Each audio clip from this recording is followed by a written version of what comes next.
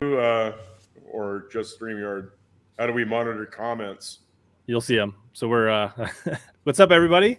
HellaBass Live, and we're here to talk about big bass and just tournament fishing history, bass fishing history, and we got probably two of the foremost brains on the topics, at least as far as I'm considered. I've been a big fan of both of your guys' work for a long time, so whether my viewers like this show or not, I'm going to enjoy hanging out and chatting with you guys tonight. Thank you. Rich, we're really looking forward to this. Thank you so much, man. We are new and inexperienced in the podcast world. As I said, we are swimming in your wake, my friend. Exactly. It's a privilege to be here. Yep. All right. Yep. So let's get this thing going. Yeah, quick introduction. I mean, if people probably, if you're fans of BTL, you've seen Ken Duke on a few times. So Ken done a lot of writing, editorial stuff, long time with Bassmaster back in the day. Yeah. Just a stat guy. Like, I don't know what else you want to say. How do you introduce yourself, Ken? Remarkably good looking. I worked for BASS for a long time. I was a senior editor of publications there. I worked on the web. I did work with Bassmaster Magazine, work with Bass Times Magazine. I left that position in 2014 to go to work for Fishing Tackle Retailer Magazine, which is the industry, or North America's only business-to-business publication about the fishing industry. And kept my hand in the bass world because I love it so much. It's my passion. And now I am, as I say, I'm trying to follow your lead in the podcast world because Terry and I have the Big Bass podcast. Exactly. And then, yep. Dr. Battisti, how do you introduce yourself? It's Terry. You know, when I'm at my day job, sometimes I go by doctor if I have to, but generally no, it's just Terry. I've been bass fishing since '74. When I was 10 years old, I got bit by the bug. Prior to that, I fished essentially anything that would, eat a worm or cheese or what have you. And then fished tournaments. My first tournament I fished when I was 12 out at Castaic Lake. From there, joined a club. Fished, up until probably I was, I don't know, in my late 30s, early 40s. Then in 2000, I started writing and kind of got bit by the writing bug. And wrote from 2000 to 2012 for, pretty much every magazine and website that was out there. And then in 2012, I started a website called the Bass Fishing Archives. I'm a history geek, not just a big fish geek, but a bass fishing history geek like Ken is. And ran that for about 3 years. My job took over my life and dropped it. And then in 2001 or 2021, got the urge to get back into doing the Bass Fishing Archives again. My job had changed, and that's where we're at. And then here, mid last year, Ken approached me about doing the Big Bass podcast with him, and I couldn't refuse. I mean, you've got Ken Duke, that's probably the leading historian in the industry, and when he asks you to do something with him like that, then you're an idiot if you don't do it. So I'd say Terry's the leading historian in the industry, but when I went looking for a partner, there was only one choice, and it's been a lot of fun. We've had a blast with it, and it's growing. It's getting there, slowly but surely. We cracked 1,000 subscribers last week, so that was actually a pretty big deal for us. Nice. We monetized. I checked the numbers. We should earn $1.03 this month. I'm not making that up. That's real. So retirement from our regular jobs is imminent. Yeah, exactly. But, I haven't seen your numbers, but based on when I crossed the monetization threshold on YouTube, I totally believe you. So, because long form content doesn't do you get a lot of watch hours, but you don't get a lot of views, and you don't get many ad plays. So yeah, we're doing it for fun. I mean, if we had to rely on it for a living, we'd both be in a lot of trouble. Right. But we're having fun with it. Our other partner, Nathan Benson, kind of runs the tech end of everything. Mm-hmm. But what I learned, it makes my admiration of you even larger. But how you do this by yourself, I cannot fathom. Because it takes the three of us to do what we do. That's why I rely on good guests. That's the key. Yeah. Well, And then when times get tough, you call us. I hear you. Right. I hear you. yeah, but you know, the stuff that we're doing, we want to be 100% accurate. Mhm. And so, you know, the research that goes into, you know, some of these fish, you know, I give the example of the H.W. Ross fish, the first video that we put out on the podcast. Ken's been researching that for 40 years. And right before we recorded that, he found a key part to that story. But I know for a fact that Ken put in at least 50 hours of research putting that outline together. And so that's why it takes us so long to put something out, you know, and why we do need a guy to run the tech side of it. So he and I can do that research so we don't have to mess with, you know, all that other crap. Yeah, we no longer have time to fish, Rich. That's the sad part. Yeah. I do this because, well, for one, my lakes are frozen for 5+ months a year, so that right, and then do it in the evenings when it's after fishing hours, anyways. There you go. Well, and then you live in Minnesota. It doesn't get dark up there until 10 o'clock at night, right? Well, this time of year it does, but in the summer, no. Yeah. So in the summer, I could be out fishing on Wednesday nights, but I do. I don't start till 8:30. So. Yeah. Ooh, very cool. But I watched some of your evening tournaments, some of your short derbies. I watched some of that coverage. It's always You've seen some of the Tuesday nighters by Sobe and things like that. Yeah. Yeah, that's cool. I really enjoy that. I get a kick out of that stuff, and I've learned a lot by watching your show, by watching other shows, and as I was telling you before we jumped on tonight, one of the reasons that Terry and I decided we wanted to do this, I think we both wanted to create some good bass related content, but we didn't want to compete with our friends, and we didn't want to compete with the pros, so that kind of leaves out a lot of talk formats, a lot of interview formats, and pretty much all the how-to formats. So we had to carve out a niche, and I'm excited about what we do with regard to big bass. No, absolutely. And I think you so far, I don't know, what, 10, 15 episodes in or whatever it is, you guys are killing it. Like, I think 20. We're at 20. Yeah. All right. Yeah. I was spitballing it. I knew it was something like that. Like, I don't do research before my shows, as you may not have realized. I do not have a long script here, notepad. So yeah, but I think you guys have done absolutely what you set out to do. You have original content that's not being told in anywhere, you know, any form that's even close to that. You've got to, you know, it's done well. It's well produced. You guys know your stuff. You tell great stories. The quality's good, so it's easy to listen to. So you guys are off to a great start. Well, thanks. Even if Ken talks too much. Yeah. And now Ken talks over you all the time. That's a point of contention, Rich. And I think that, you know, if your audience jumps in here, I think everybody's going to agree with me that Terry talks too much. Even the episode he missed that I did by myself with Bill Dance, Shaw Griggs, B. Skeet Reese, and Jeff Gustafson, I thought Terry was butting in too much on that episode. Well, I may be biased. The good thing about YouTube Live is they allow you to do live polls, so I'm just going to put one up while you chat. Come on, folks. Come on, folks. Oh, Ken always wins. I appreciate Darius's comment that you popped up there, Rich, that we have a great show. Thank you very much, Darius. You know, we look at all the comments. We appreciate the feedback. We like the criticism. You know, if somebody comes at us and has an idea for how we can make it better, I assure you we take that to heart. Yep, we have thick skin. Except when Terry calls me names. That makes me cry. I will shed a tear. Yeah. Oh man. All right. You'll soon find out the answer to your every desire, Ken, as the live results come up here. Remember, Batisti talks too much. That's all you have to say. Rob Reiner with hair. Oh man.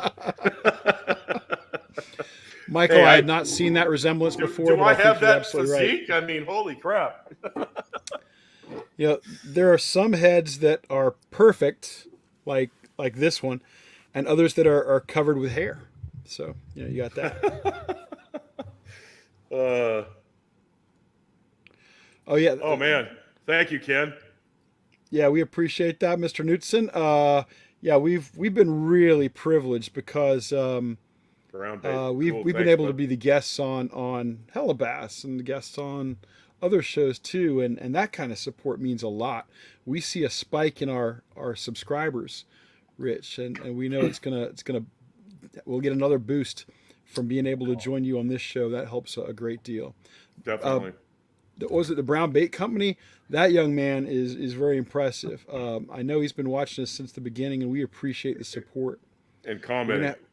gonna, and I think Yeah. he's making some big custom baits, and Yep. we're gonna be doing some shows on that style of stuff. So Terry, maybe we need to have that young man on.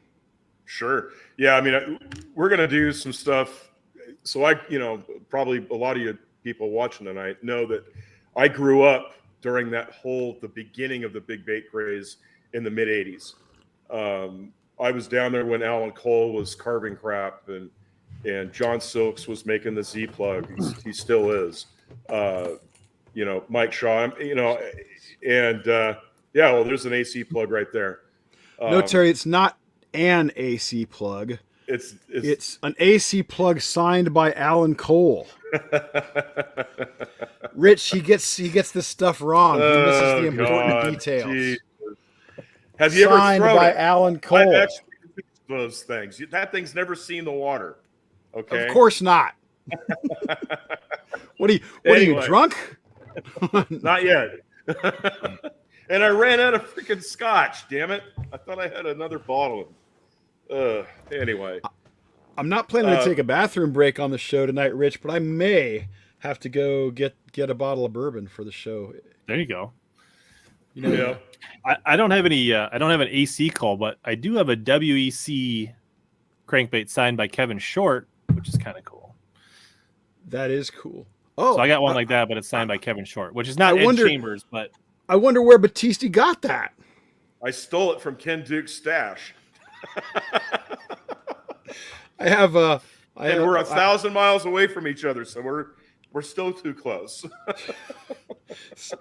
Rich, I don't have it signed by Kevin Short, who is a major proponent of the Ed Chambers baits and one of the best utilizers of those baits. Kevin won quite a bit of money on those things.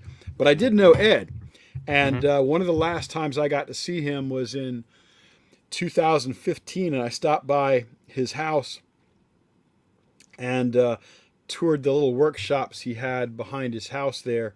And he gave me a big box of crankbaits and even some top waters. What happened is that Ed weighed Ken when he first walked in the door, and then he weighed him as he was leaving the door, and then found out that he had gained 4 pounds, and then charged him by the pound as he left. that's a lot of balsa. 4 pounds. Yeah, it's a lot of balsa. Since none of those baits probably weighed more than 3/8 of an ounce, it's a lot of balsa.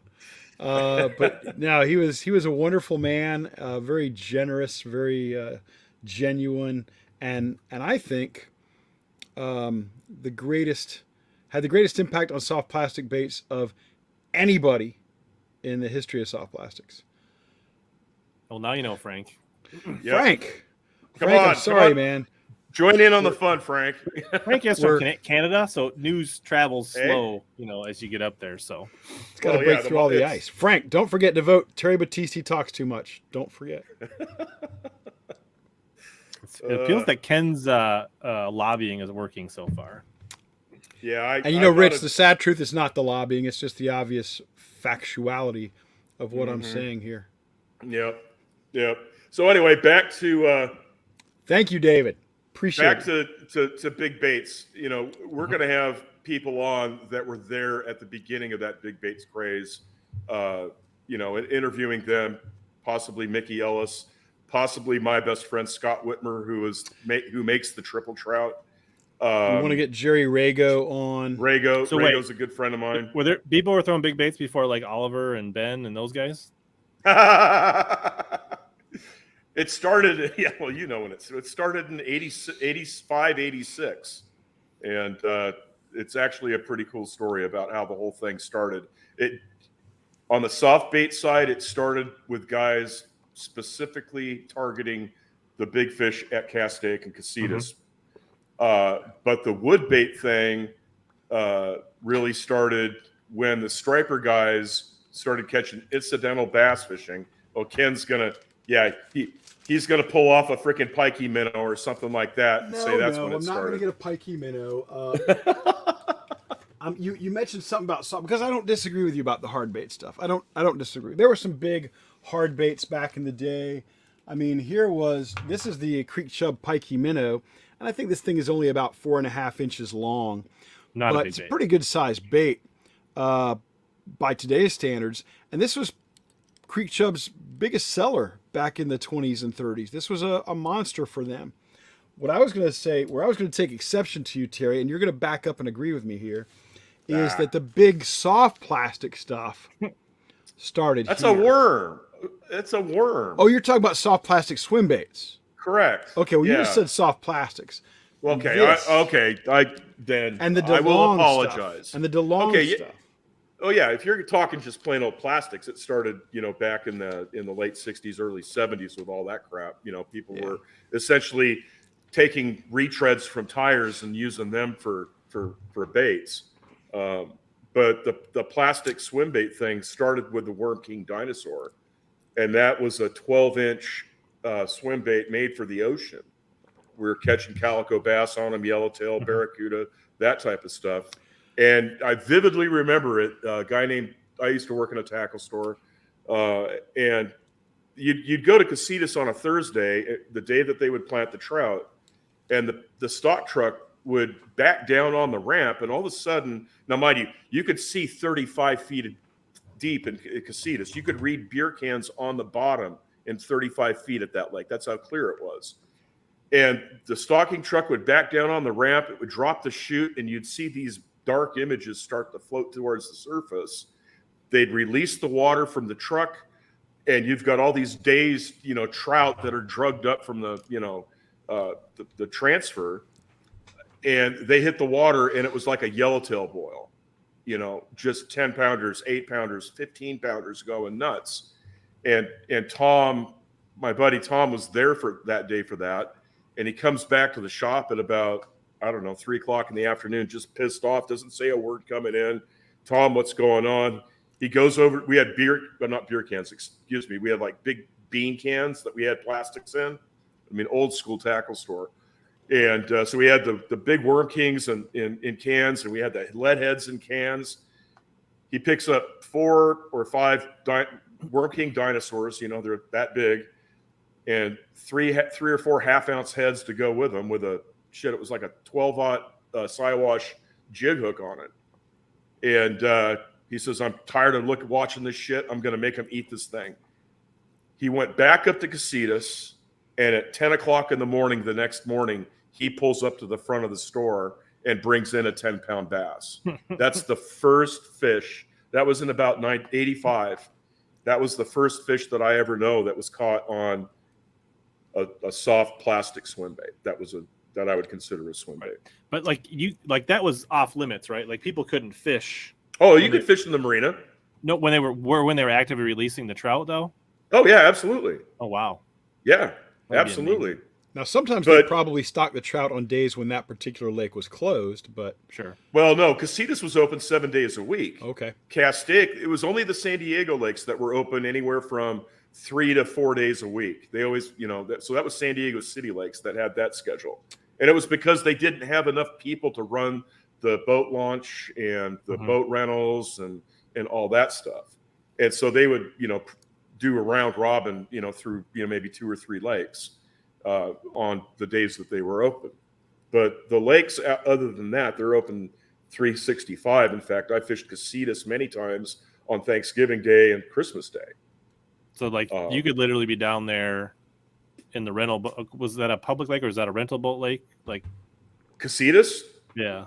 So Casitas, they had, I would say, probably 50 or 60 rental boats, which consisted of 14-foot aluminum V-bottom, they were Gregor out there, Valco, but maybe a Lund or a Starcraft, just a skiff, right, with a 6-horse motor on it. But you could launch your bass boat on it too. Okay, so you could literally be out in your boat when the truck parked down with a big Hell, you hunk could of be trout in standing your on hand the and like trying to. standing. Yeah, but the thing is that those fish were so keyed in on the trout that you wouldn't get bit on anything else, and that's what pissed Tom off so bad that day. Is he was throwing everything in his box at him, and they wouldn't eat anything but those trout. So a lot of guys didn't a have the lot. hyper realistic trout that you have now, right? I mean, we were trying. Well, they did have hyper realistic trout. They were called trout, No, and a lot of guys, But they were not legal. They were not. Yeah, so it's illegal to fish trout, down there. Yeah, so you got a punker there. That's cool. I mean, like, I just gotta imagine if they were going that crazy, if you could have just kept one of those moving through there fast enough that like you could get one to. Like, yeah, we had nothing. We had nothing like that. Yeah. All we had was maybe a Rapala, but those were like the Magnum saltwater Rapalas that sank like a rock. But yeah, no, they wouldn't eat it. It was crazy because they weren't that realistic, and vitamin T, a little rich, and Folks, vitamin T is trout, rainbow trout. yeah, that's why the fish got so big out there. Yeah, that's the slang for that. Yep.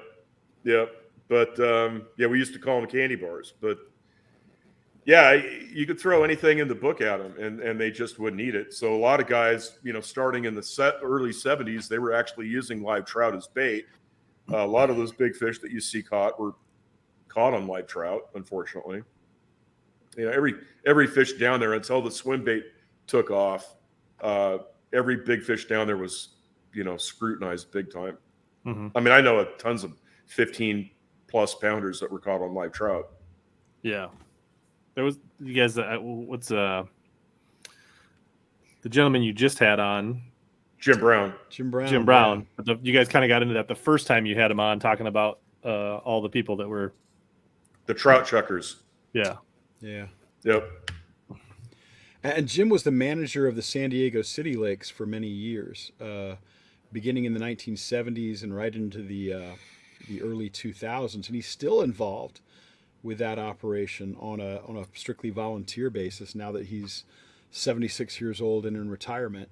He's a wealth of knowledge. He's witnessed more giant bass catches than anybody except his buddy, a guy named Larry Bottroff, who was the biologist out at those lakes during the heyday years. And it's interesting, those guys' careers, the early 70s through the mid 2000s, they exactly line up with what I would call the big bass explosion. Sure. In California. It didn't exist before them, really, and it hasn't existed since them in nearly as significant a way. No. Yeah, it was amazing. It kind of killed me because in '86 I went to college, and I quit fishing, and that's when it really went nuts. That was when the swim bait thing started. And now you've got guys. They're legitimately catching, teener fish on these swim baits. Cass Stake, Ken Huddleston, and Chomp started Cass Stake Lure Company, and they just flat. It was like fishing in a barrel. These fish had never seen anything like it, and they ate the hell out of it. And there was no reason to fish live trout anymore. That's what the big bait scene did out there. Yeah. And that's like, that would have been what, like, would you say the 90s? Late 90s? Well, yeah, I would probably say that it really took off in the late mid to mid 90s, I would say. Yeah. But you had a group of guys, it was a small group of guys that were fishing them from the mid 80s through the mid 90s, that even though they were talking about it, it was kind of the same effect that it had out here. You had Matt Peters come out here for, a number of years doing the Southern Trout Eaters thing. Mm-hmm. And he's whacking, 8 to 10 pound fish out here, and nobody will do it because they think it's just too big a bait. Well, that happened in the early days out in California. And finally by the mid 90s, everybody realized that, hey, if we want to catch a fish that's over 10, we've got to throw the big bait. And then it took the NorCal guys even a little bit longer to figure it out. I would say that was the late 90s when they finally, addressed the fact that these big fish are eating these, big plugs and big sassy shad lures, essentially. Yeah. I mean, so because that was like me, like basically approaching middle school, being completely into bass fishing. Mm-hmm. Most of my information comes from either TNN or reading Bassmaster magazine at the time. But like you start to see these fish show up on bass covers, you're reading about them in the Bassmaster magazine, like, and as a kid from Minnesota at that time, right? Like that was just like crazy. Like you would never think about throwing a bait like that in Minnesota. Now we do, maybe not quite to that extent, but we definitely do throw big baits. And I remember reading this book back then, and I just like, it's a great book. Just, I don't know, fascinating read if nobody's ever read this. I mean, some of this, I don't know, like you guys have probably done a lot of research since this came out. I haven't read it since when I first got it, but like, how do you guys feel like Sow Belly holds up over time? That's actually a really good account of what happened down there. So I think Sow Belly is a snapshot, and like any other snapshot, it captures that moment. It doesn't go into all of the history of giant bass, but it really captures the zeitgeist of the 90s and 2000s, I think, really well. I mean, Monty Burke is a super talented journalist, longtime writer for Forbes. He's very passionate about fishing. He has another book out more recently, and I'm embarrassed to say I forgot what the title is, but I think it's about tarpon. And I'm sure it's very good. I bought it, but I haven't read it yet. But yeah, what I think Monty captures better than anything in that book is what an obsession the record chase was for so many of those people.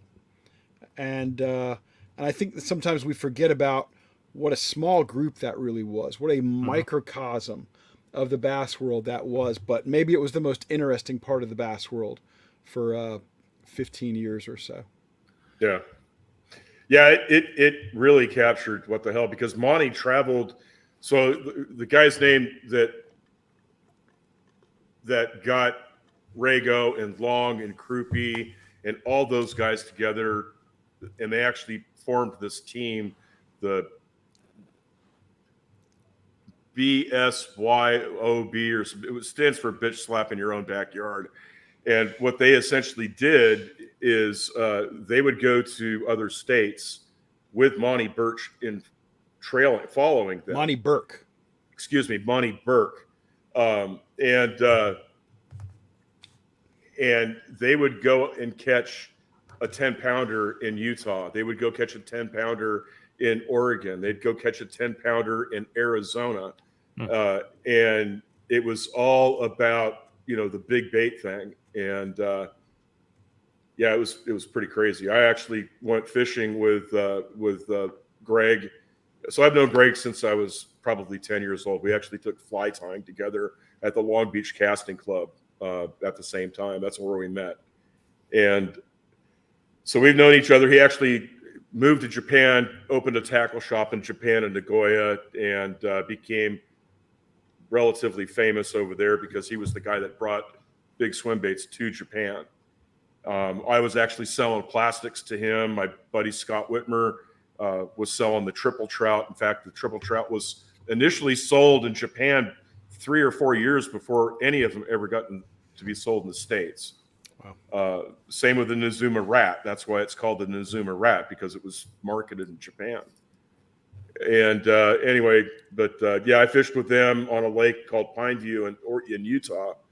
One January day, I had to take my snowblower so we could get I was living in Idaho at the time, and it was about 150 miles south. And I took my snowblower with me, and we had to use a snowblower to clear the ramp off so we could launch Jerry's boat. And we were looking for a trophy tiger muskie. And we were trolling in 35 to 45 foot of water with Rago's original generic trout, which was a 16-inch big bait. And we had one up to the boat that was probably 52 inches. And then from there, they went to Flaming Gorge, and they caught a couple of 40-pound lake trout. They got a 10-pound bass at a quail lake in southern Utah. It was a pretty epic trip for him, but it was all about, catching big fish. Yeah, nice. I gotta interject here. We had a pre-game donation from TKO Fishing. I want to make sure I thank him for that and appreciate the support for the channel, TKO, and hope you're enjoying the show and your goodies from Omnia. So, thank you. Cool. Yeah, I'm sorry I jumped in to mention it's Monty Burke, because there is another outdoor rider from, I think, Missouri named Monty Birch, and I didn't want to. Yeah, and I got the two screwed up in my head. it's the names. You can correct way me. Too similar. Way too similar. Exactly. But exactly. Yeah, to be part of that, to be immersed in that California big bait record bass chase, that's pretty special. And Terry's got that, and I envy a lot about that. But I will say this, since we're talking about that California record chase era, I've visited California a number of times and got to meet a lot of those guys, and I have never seen such a toxic fishing community as the guys who chase the giant bass. If you catch a giant bass, you're a lying, dirty scumbag who's fishing with trout, and you should be hung up from a tall tree. And some of it's true. Yeah. Well, there's that. There's that, Rich. Most of it's true. The only guy that I know that was down there that actually tried to bring everybody together and, have good knowledge transfer and stuff like that was a guy named Rob Baloney, who used to have calfishing.com. And this is where Jeremy Pratt, learned a lot of what he does. And you probably know Pratt, right? I've not met him personally, but I know who he is. Yeah. Yeah. So Jeremy, kid from North Carolina, I think he was like 12 or 13 when he started going on calfishing.com. And here's this kid, holding up these 8, 9, 10 pounders from North Carolina. He's the only guy in the South doing it back in the early 2000s. And, but anyway, Rob didn't put up with any crap. If you were going to be toxic on his website and in his forums, he'd ban you. He did it right. And then he ended up changing jobs and moving out of California, and it kind of fizzled. But yeah, Rob was a good guy. And pretty much everybody that went to his site was pretty damn good. Thanks, but Bob. Yeah, sorry? I was just saying, thanks, Bob. Oh, hey, Bob. Cool. Thank you, Bob. HellaBass is better than okay. Come on now. Yeah. Bob, we appreciate you. Bob is always kind enough to comment after a lot of the episodes, and we really do appreciate the feedback. That's a big deal to us. Yep, absolutely. And we need to dive into the big bait thing. We haven't done it yet, and there are just a ton of guests we want to get on.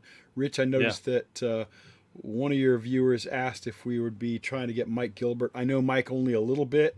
I'm a big fan of his baits and the Working Class Zero products he makes. So I do plan to reach out to Mike at some point and see if he'll come on the show with us.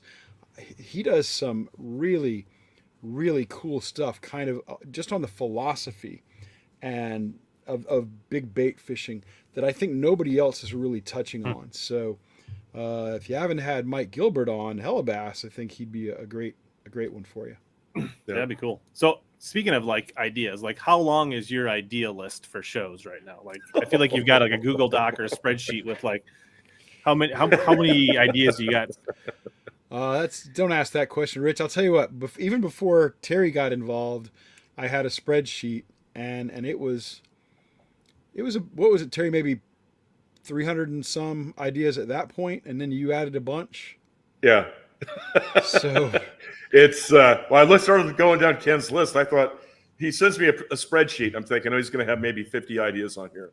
I'll probably be able to add 50 to it. And I looked at it, and it was like 280 freaking lines of titles for shows. Like, holy crap! Yeah, he's serious about this. And each one of these is a serious subject. Wow! And then like you said, I added a bunch. I didn't add nowhere near 200. But yeah, it was. We have a lot, and every time we do a show like this, it registers something new in one of our heads or both of our heads. Like, holy crap! There's another rabbit hole we can jump down. So that's cool. the one thing we don't have a shortage of, Rich, is ideas for the show. We will be dead and gone before we run out of ideas for this show. And and Terry's absolutely right. This is an inspiration for more. Just glancing through the comments on your YouTube feed is really interesting to me because yeah, a lot of these are great ideas. And the funny thing is, 99.9% of them, when people say, "Hey, have you ever thought about having this guy on?" Yeah, we thought of that. He's on our list. We will get to him. We promise. Or we've had an outpouring of people from Indiana and Illinois asking us, because both of those states, I guess, have questionable records. I think Ohio and Illinois. There's some Indiana. Maybe it's not Indiana. Places. Yeah, it's not Indiana. And Rich, you may know this guy. The woman who caught the Indiana state record, her name is Jennifer Schultz, and her son is Jesse Schultz, who works for Major League Fishing. He does a lot of their web and digital stuff, and she caught this Indiana state record on a topwater bait.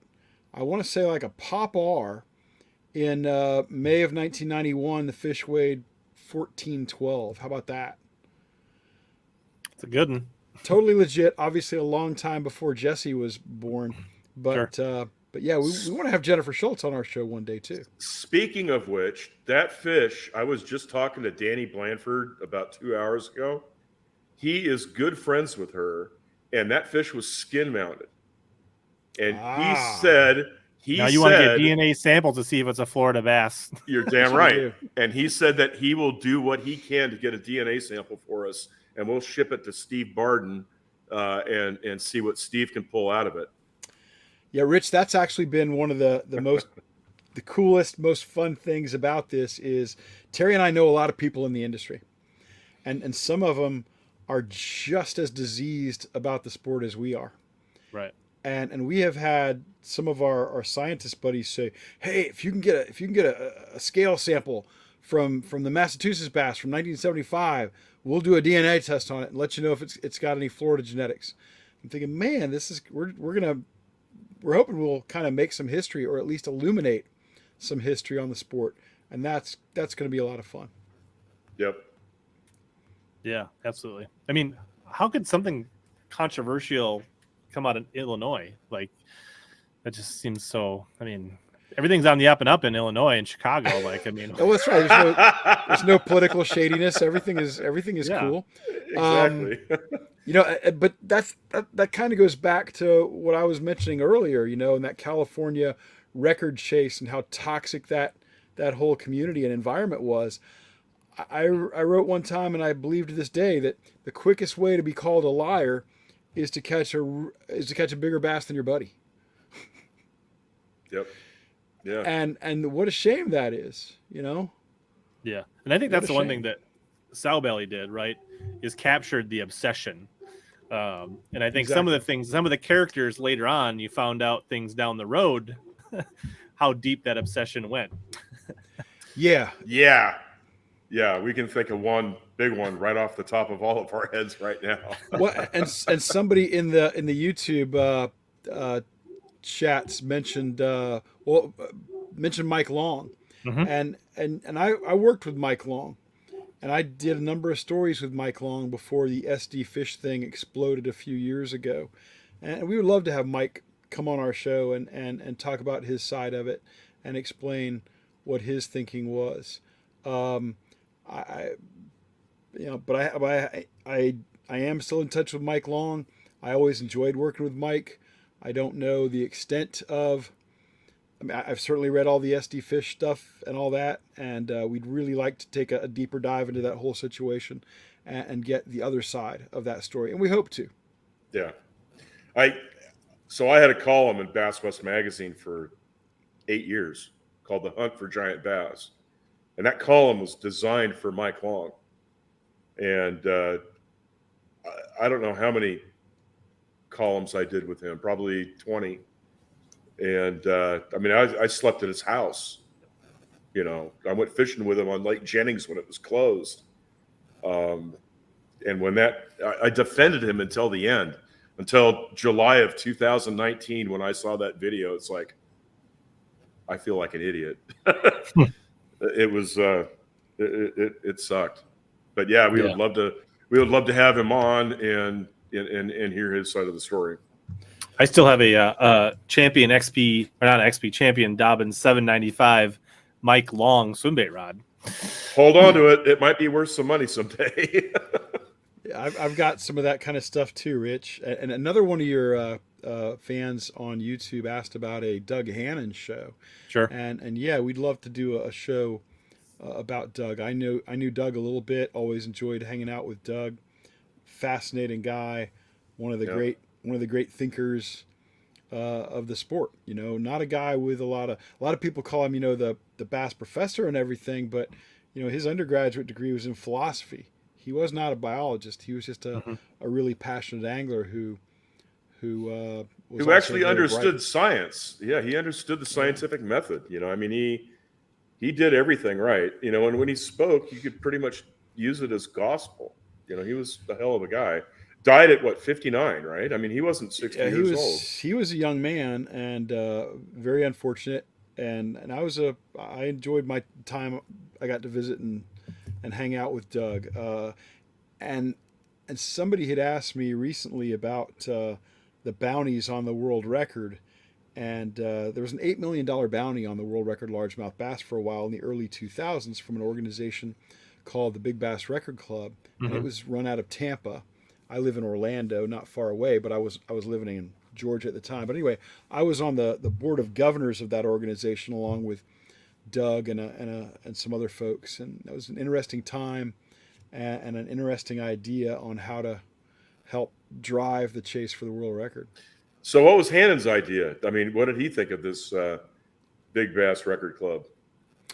Well, he was kind of the front man for it. I would say he was the face of it. Whenever they would do any marketing or advertising to try to get members, Doug's face was always right there because that's how they funded the insurance policy that was going to pay this thing off. And they had insurance through the very famous insurance broker in the UK, Lloyd's of London. And Doug was heavily involved with a car dealer from Tampa, a guy named Mickey Owens, who was also a bass nut. And they were the ones who really came up with the concept.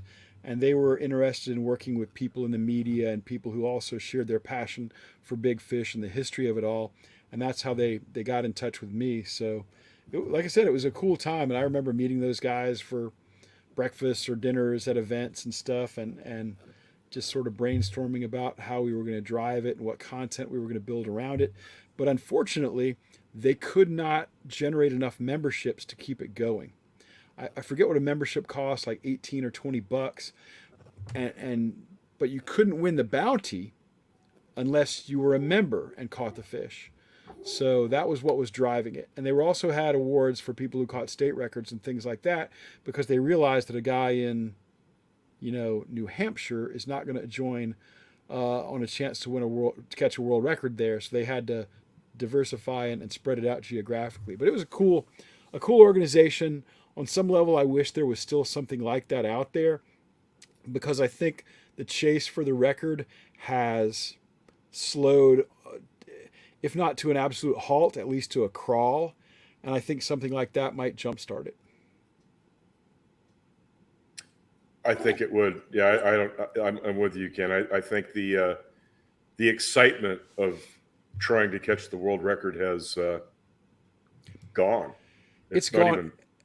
And it's we've seen very few fish over in that 18, 19 pound class coming out of California in the last 15 years, and that's hurt it a lot. The world record or a share of the world record going to Japan, that hurt it a lot. But let's ask the question that I think everybody's asking right now, Rich. Who is winning in the battle between me and Terry for talking too much?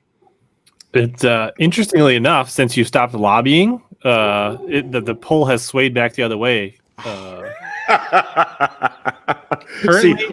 currently 28% say Ken, 22% Terry, and then 50% are Minnesota Nice, being Switzerland, saying they're equal. They both talk over the guest.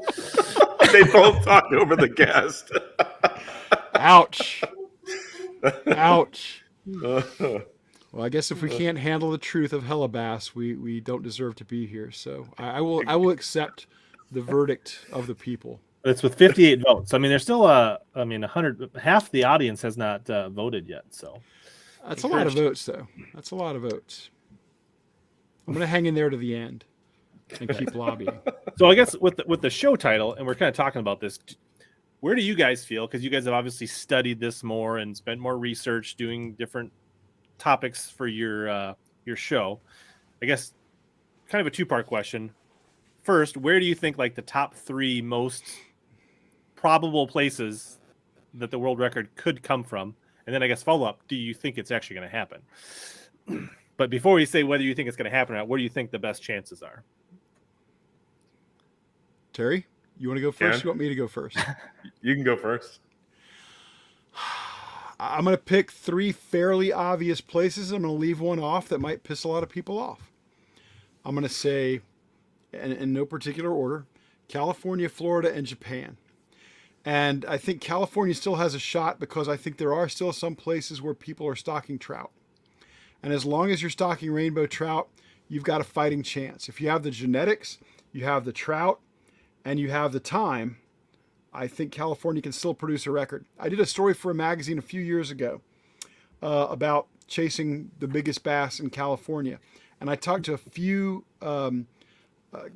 California Department of Fish and Game biologists who were in charge of bass programs and so forth. And every last one of them told me that he does not think there is a world record bass swimming in California right now. And that surprised me. It surprised me that they believe that, and it surprised me that they would say it publicly to somebody in the media. Mm-hmm. Because, hey, a world record bass in California, that's good publicity, that's good marketing. But they also know there's not one. I think Florida obviously has the genetics.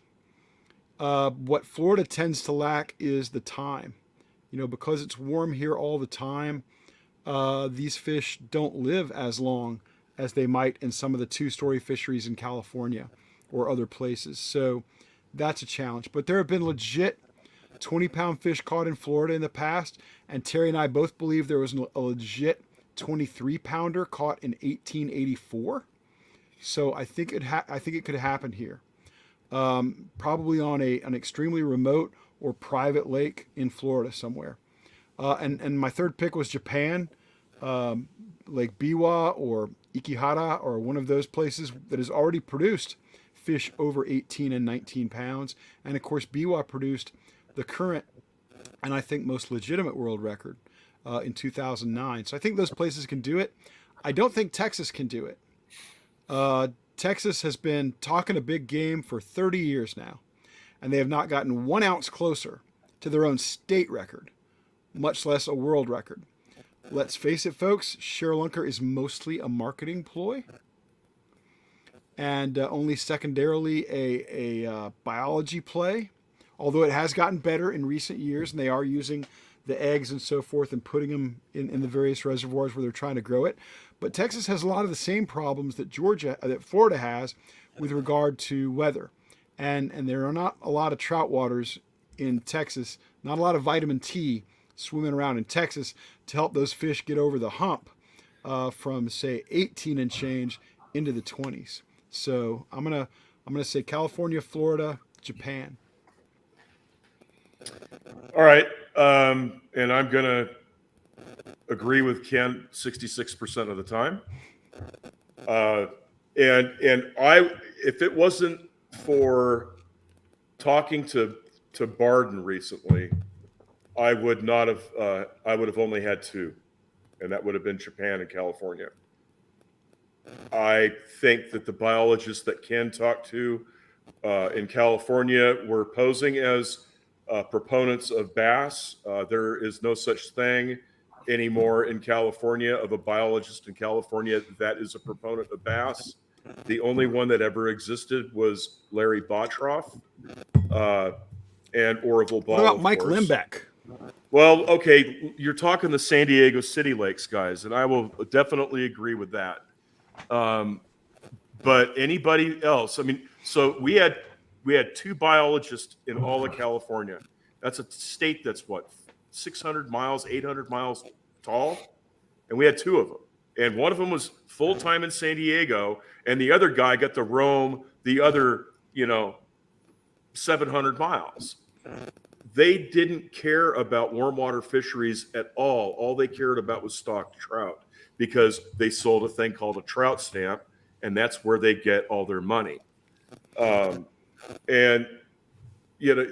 my opinion is that the world record possibly could still come out of one of the small San Diego lakes, most notably Dixon or Poway. And then if you're going to get outside of San Diego, at this time, Castaic's dead. Casitas is technically dead, but with the rains that they're getting this year, something may happen in 3 or 4 years.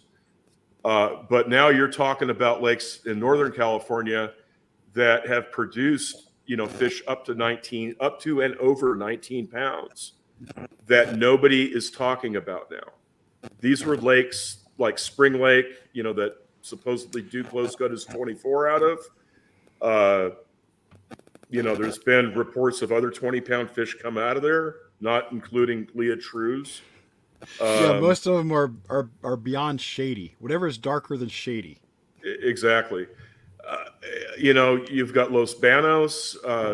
There's a ton of lakes up there that can produce it, and even Don Pedro being one of those. New Maloney's. I mean, there's some lakes up there that still stock the right size trout that will produce a big fish. I guarantee it. My next one would be Lake Biwa and Lake Aikihara in Japan. 100% in agreement with Ken on that. I mean, Aikihara, nobody heard about it. I actually broke that story in Fisherman. I heard about that fish the day after it was caught. My buddy,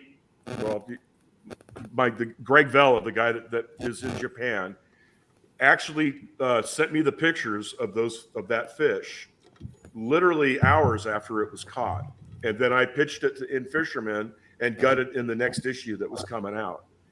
That was 3 or 4 years before Kurita broke the record at Biwa.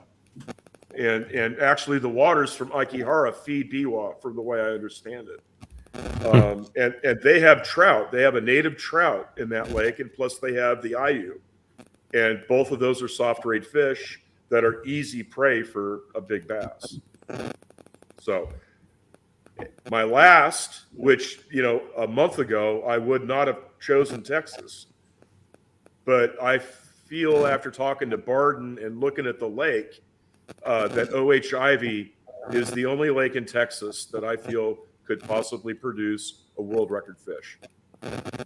And the reason for that is that lake has a lot of water that is over 100 foot deep. And this is the difference between this lake and nearly every other lake in the entire state. The heat density of that lake, because all those lakes are shallow, those fish can't get away from the hot water. As soon as they get down into that 12 foot of water, they hit the thermocline, and below the thermocline, it's dead. But you get a lake that's got 120, 140, or 150 feet of water in it, they can go down into 30 foot where the water temperature is still in the upper 60s and get away from that, which, as Ken has learned by talking to Steve, fish only have a certain amount of heartbeats. And when fish are forced to live in water that's 80 degrees or above, they're cold-blooded animals. So they have their heart beats with the temperature. The higher the water temperature, the faster their heart beats. And that's why those fish grow so big in California. That's why they grow so big at the base of Mount Fuji. And at Ivy, those fish can get down into those depths in summer and not have to worry about running out of heartbeats. So that's my opinion. It's worth what you paid for it. All right, Rich, what are your 3 picks, Rich? Yeah, I tend to, I think I would say I think I mostly agree. I think especially after listening to that interview with Steve Barton. And I think if people are really interested in what the science it takes to grow, that's a good one to go back and listen to. And hopefully copper in the background because of a thunderstorm is not too distracting. But I think California, especially with the rains now, right, you get the new lake effect, which is important. Understanding that there are still places stocking trout, which you don't hear about, right? That's like a recipe for potential. Everybody knows it's not going to be Florida. Ken, come on. The recent interview with Steve also makes me think that, maybe if Texas is actually doing the biology correctly now, maybe it's not a short term, but maybe the long term game, if they keep doing what they're saying and actually working on the genetics, maybe. Or if there's some oil money that just throws a couple million pounds of trout in OHIV, then, or something like that, right? Like if there was some kind of event like that, right? Well, they already stock trout in Ivy. They stock trout in Ivy in the winter. Okay. So it's the same. It's the same pattern as California. California, they don't stock trout in the summertime because it's too hot. Sure. But they stock them from about November through about April, and there was a guy in Texas who was throwing millions at this effort. He was doing it in way South Texas. I mean, you could almost make a long cast and hit Mexico. Mm-hmm.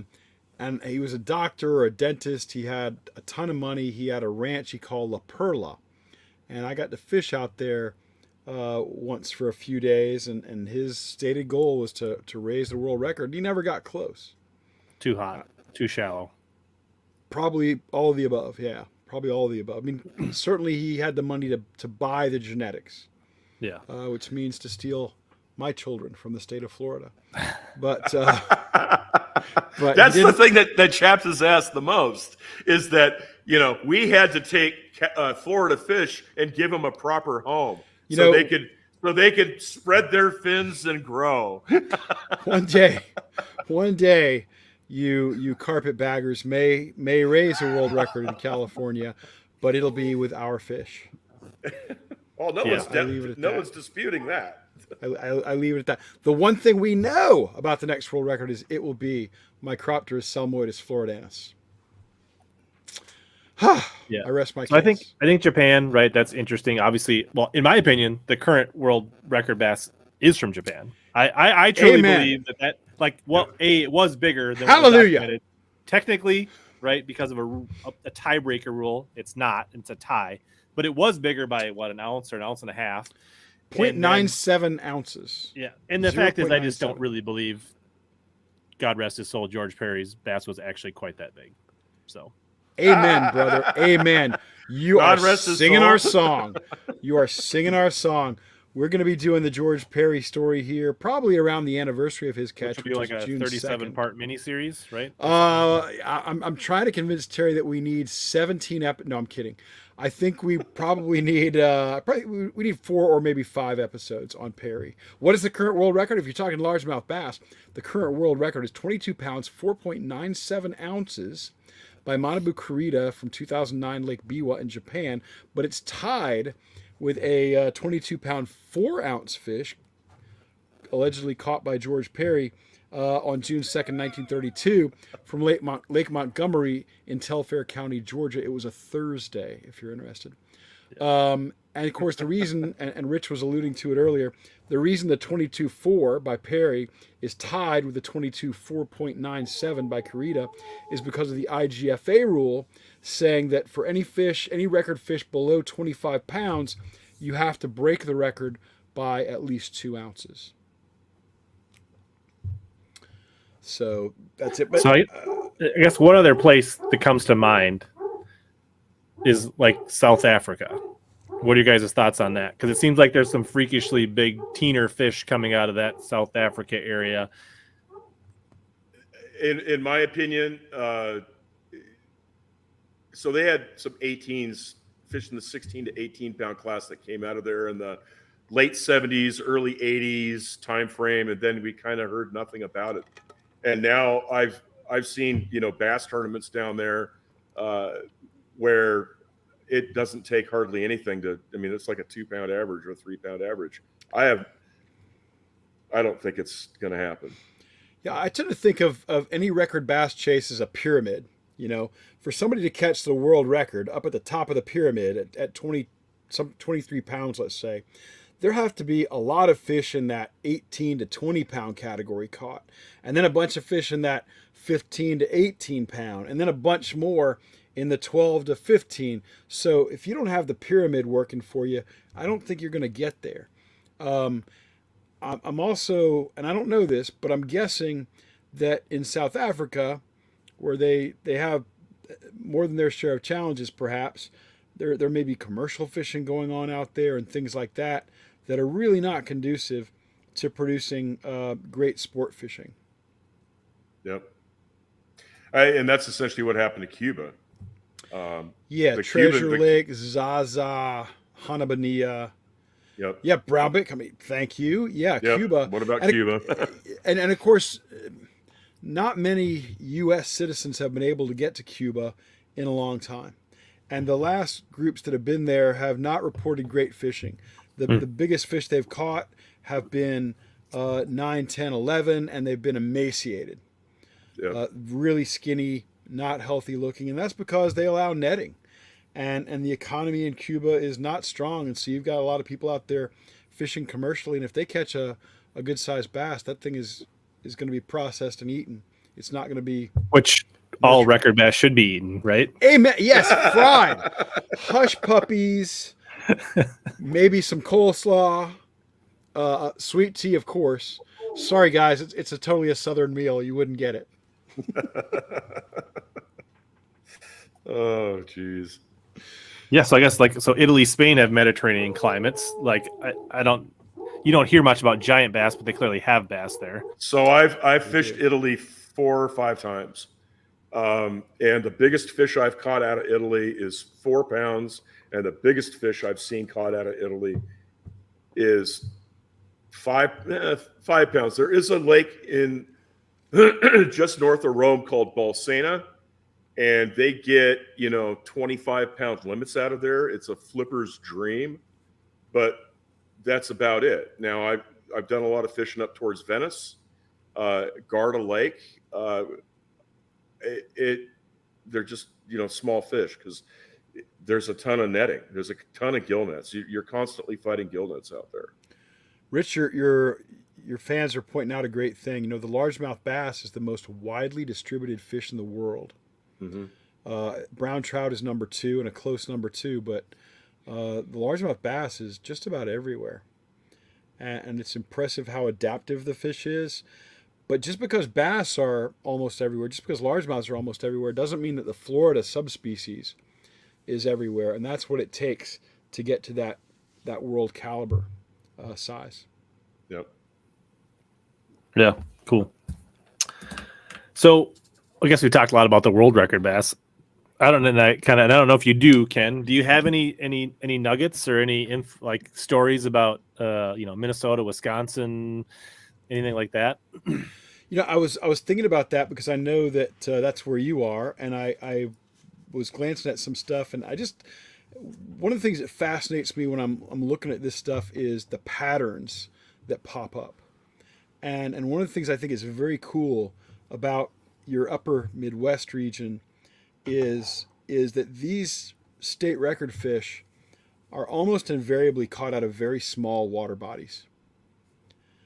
And so if you got a million fans, but if you've got fans who are serious about chasing their own state record, I mean, that's what you got to do. You might catch a ton of fish on Minnetonka or Mille Lacs or something, but if you want a state record, if you want to challenge that, you got to find smaller ponds, smaller lakes, because that's where the giants come out of. Iowa's state record came out of an 82-acre lake. Minnesota's lake was 291 acres. That was Auburn Lake. In Carver County. Mark Raveling. And then you got San Diego's caught off an Indian reservation, Indian Scout Lake, which is very small, though I haven't been able to get the exact dimensions.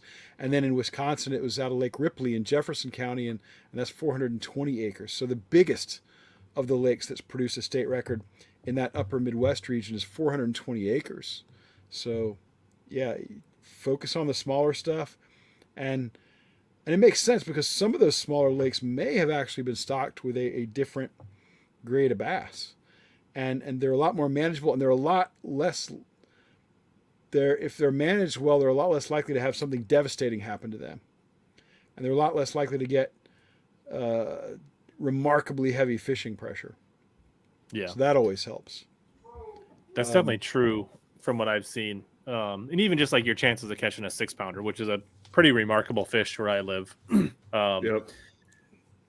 I wouldn't say it's impossible to catch it, because I know Lake Minnetonka is definitely, there have been some legit 8-pounders caught out of Lake Minnetonka in tournaments, and obviously it's not what I think ours is 9 even. Is that right? Right. Yeah. So I mean, like, not impossible, like to make that jump, but like I think It's, to your point, your odds are much better fishing sub 500 acre lakes probably.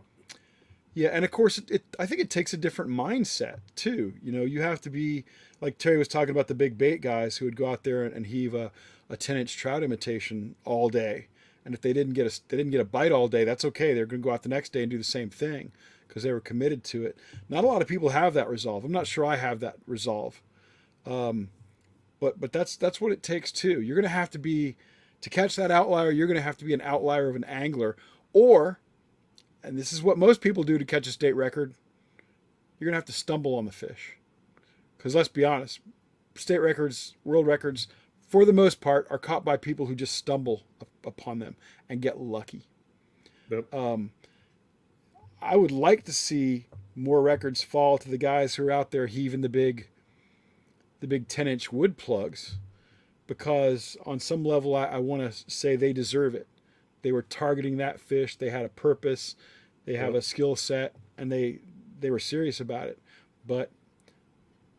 And they catch way more than their share of the big fish. But I think that I would like to see more of those guys be rewarded.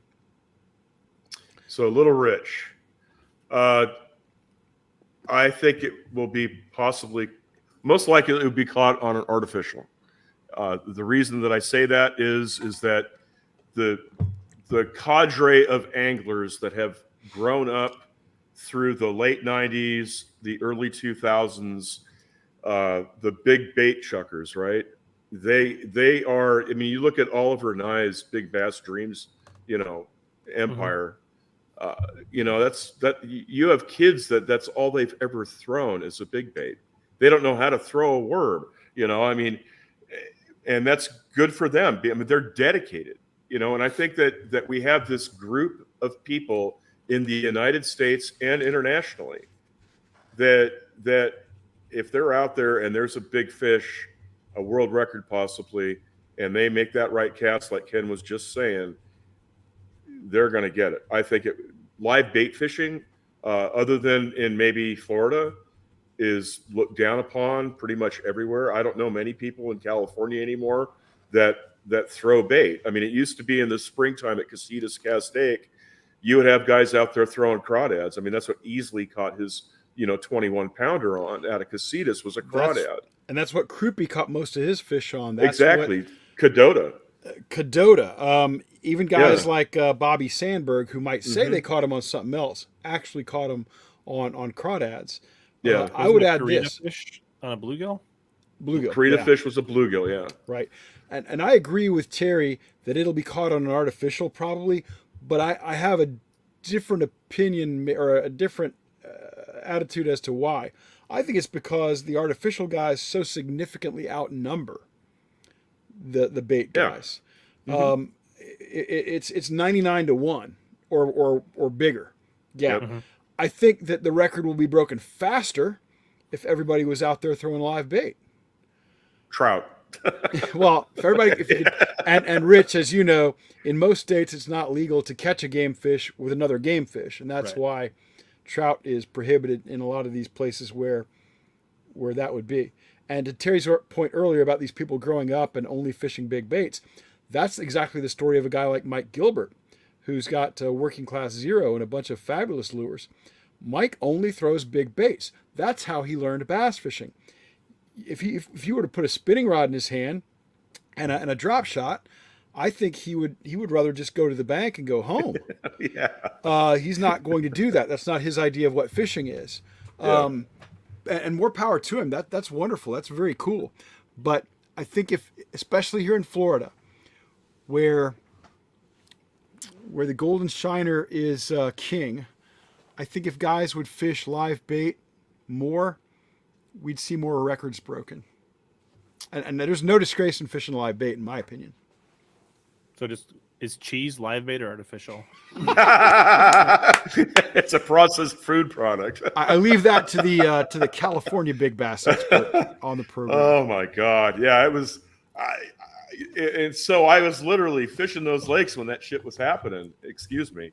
You know, you read in the Western Outdoor News every week, you know, a 10-pounder was caught on cheese. It's, you know, as a little, you know, kid, you're thinking, oh my gosh, you know, I'm a bass fisherman because I'm fishing with cheese. It was nuts, you know. But the truth is that, you know, a trout ate that ball of cheese, and then as you're bringing the trout in, the bass eats the trout, and you know, there's no doubt in my mind that that's what happened on every one of those reports.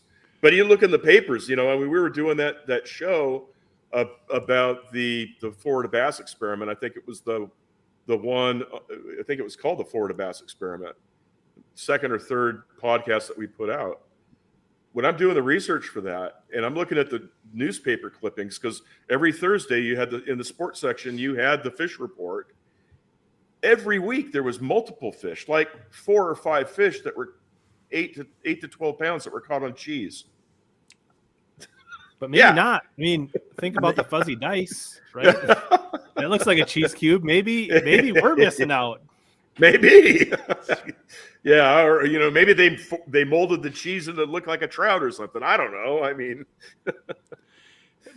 I think crazy. You know, it's interesting we talk about the baits. I think that, you know, I also like to think about the technology we deal with now.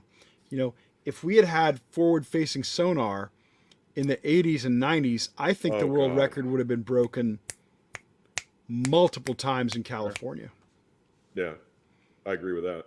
I think we would have had dozens and dozens of fish over 20 pounds caught. Yeah, and that and swim baits, forward-facing sonar and swim baits in the 70s and early 80s, it would have been lights out. Even with the Bob Croupies of the world, right, when they're stitching live crawdads, if they had live scope back then, right, that would have been game over. Absolutely. Yeah. Those guys wouldn't, to your point, Rich, when Croupi or Cadota or those guys had pulled up on a point to fish a particular rock where they knew some big fish hung out, they'd have been able to analyze in seconds that fish wasn't there at that moment, and they would have gone somewhere else until they located more big fish. It would have been a radically different environment, a radically different record chase. Yep. And then if they did see it, right, then they could literally let that bait or that crawdad sit in front of its face, and versus moving it, if that fish was looking at it, they could have left it in there until it just couldn't take it anymore. Yep. Absolutely. And yeah, who knows how many times the record might have been broken. And I'm kind of grateful in some way that we didn't have that at that time. And because I think it makes the stories about the chase more interesting.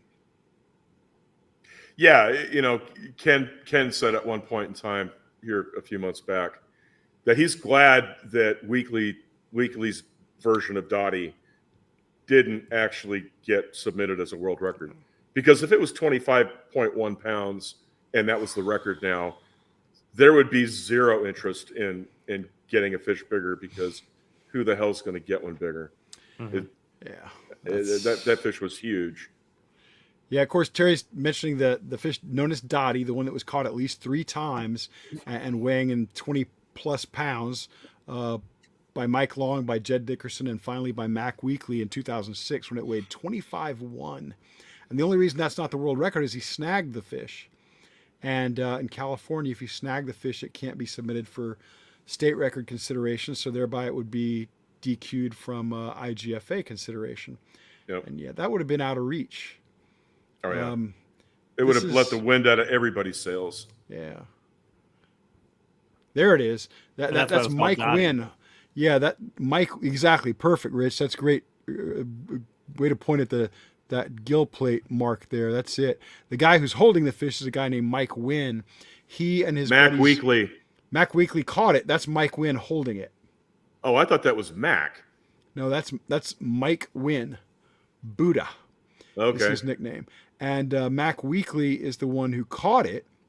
And he and these three guys, Jed Dickerson, Mike Wynn, and Mac Weekly, were buddies. They all worked in the casino industry, and they decided they were going to try to catch a world record, and they came as close as anyone ever has. I don't think they're on the trail anymore. As a matter of fact, I was watching the World Series of Poker a few years ago, and there's a guy sitting at one of the featured tables, with Phil Hellmuth or one of the other poker giants, and he's wearing an Eric Dickerson jersey, a number 29 Los Angeles Rams jersey from back in the day. And I'm thinking, and they come around, and sure enough, it is Jed Dickerson playing in the World Series of Poker. So I thought that was cool. That's my obscure trophy chasing superstar moment. Yeah, and I guess, I mean, at least the story, right? And these guys that were chasing it, right? I don't think we don't believe that they intentionally. I mean, we believe that fish at least appeared to take a swipe at his white jig, and he was not trying to snag it, right? Like, I mean, because I don't know, because they knew. I mean, they were smart enough that they knew if they did not hook it in the mouth, it wouldn't have been legitimate, right? So, well, or maybe not. Okay, what are your thoughts? Well, first of all, the report was that obviously Weekly's got his eye on that jig. It was a white or very light colored jig sitting in that bass's bed. And he said when he couldn't see the jig anymore, he swung on the fish. Sure. And he foul hooked it. Now, there were witnesses. A lot of people knew that fish was there. As a matter of fact, they had been out there the day before, but another angler was camped on that fish. And Dickerson or Weekly or Wynn, one or multiples of those guys, offered that guy like $1,000 to give up the spot, and he declined. So the next morning, and he sat on it until the lake closed, Lake Dixon closed. So the next morning, the triumvirate, Dickerson, Wynn, and Weekly, are out there first in line to get their rental boat in the water, get their trolling motor, get all their stuff out there, and they're camped on that fish. But there are other people who are aware of the fish watching them. So, I'd like to believe that if the fish was foul hooked by those guys, that they would have released the fish and tried again. But it's like the old saying, how big was that fish you caught? He said, well, it was 7 pounds. It would have been bigger, but there were witnesses. and you like to think people are going to do the right thing, but sometimes witnesses force them to do the right thing. Sure. And they almost submitted that fish for record consideration, and kind of only days or weeks later decided not to. Yeah. Well, I mean, they came right out on the dock and said that they snagged it, But they had to. Yeah, but the story that I heard, and it doesn't veer far off of what Ken just said, is that, okay, so this fish was in like 15 to 18 foot of water. This is bedfish, especially big bedfish in California, spawn deep. If you find one in less than 10 foot of water, it's abnormal. And so, I mean, you really have to have good glasses. You have to have the sun at the right angle. You have to be at the right angle with respect to the sun, so you're not casting a shadow down into that deep water. And, you're watching this fish on this bed, and that's why they fish a white jig, especially in that deep of water, is so they can keep their eye on the jig.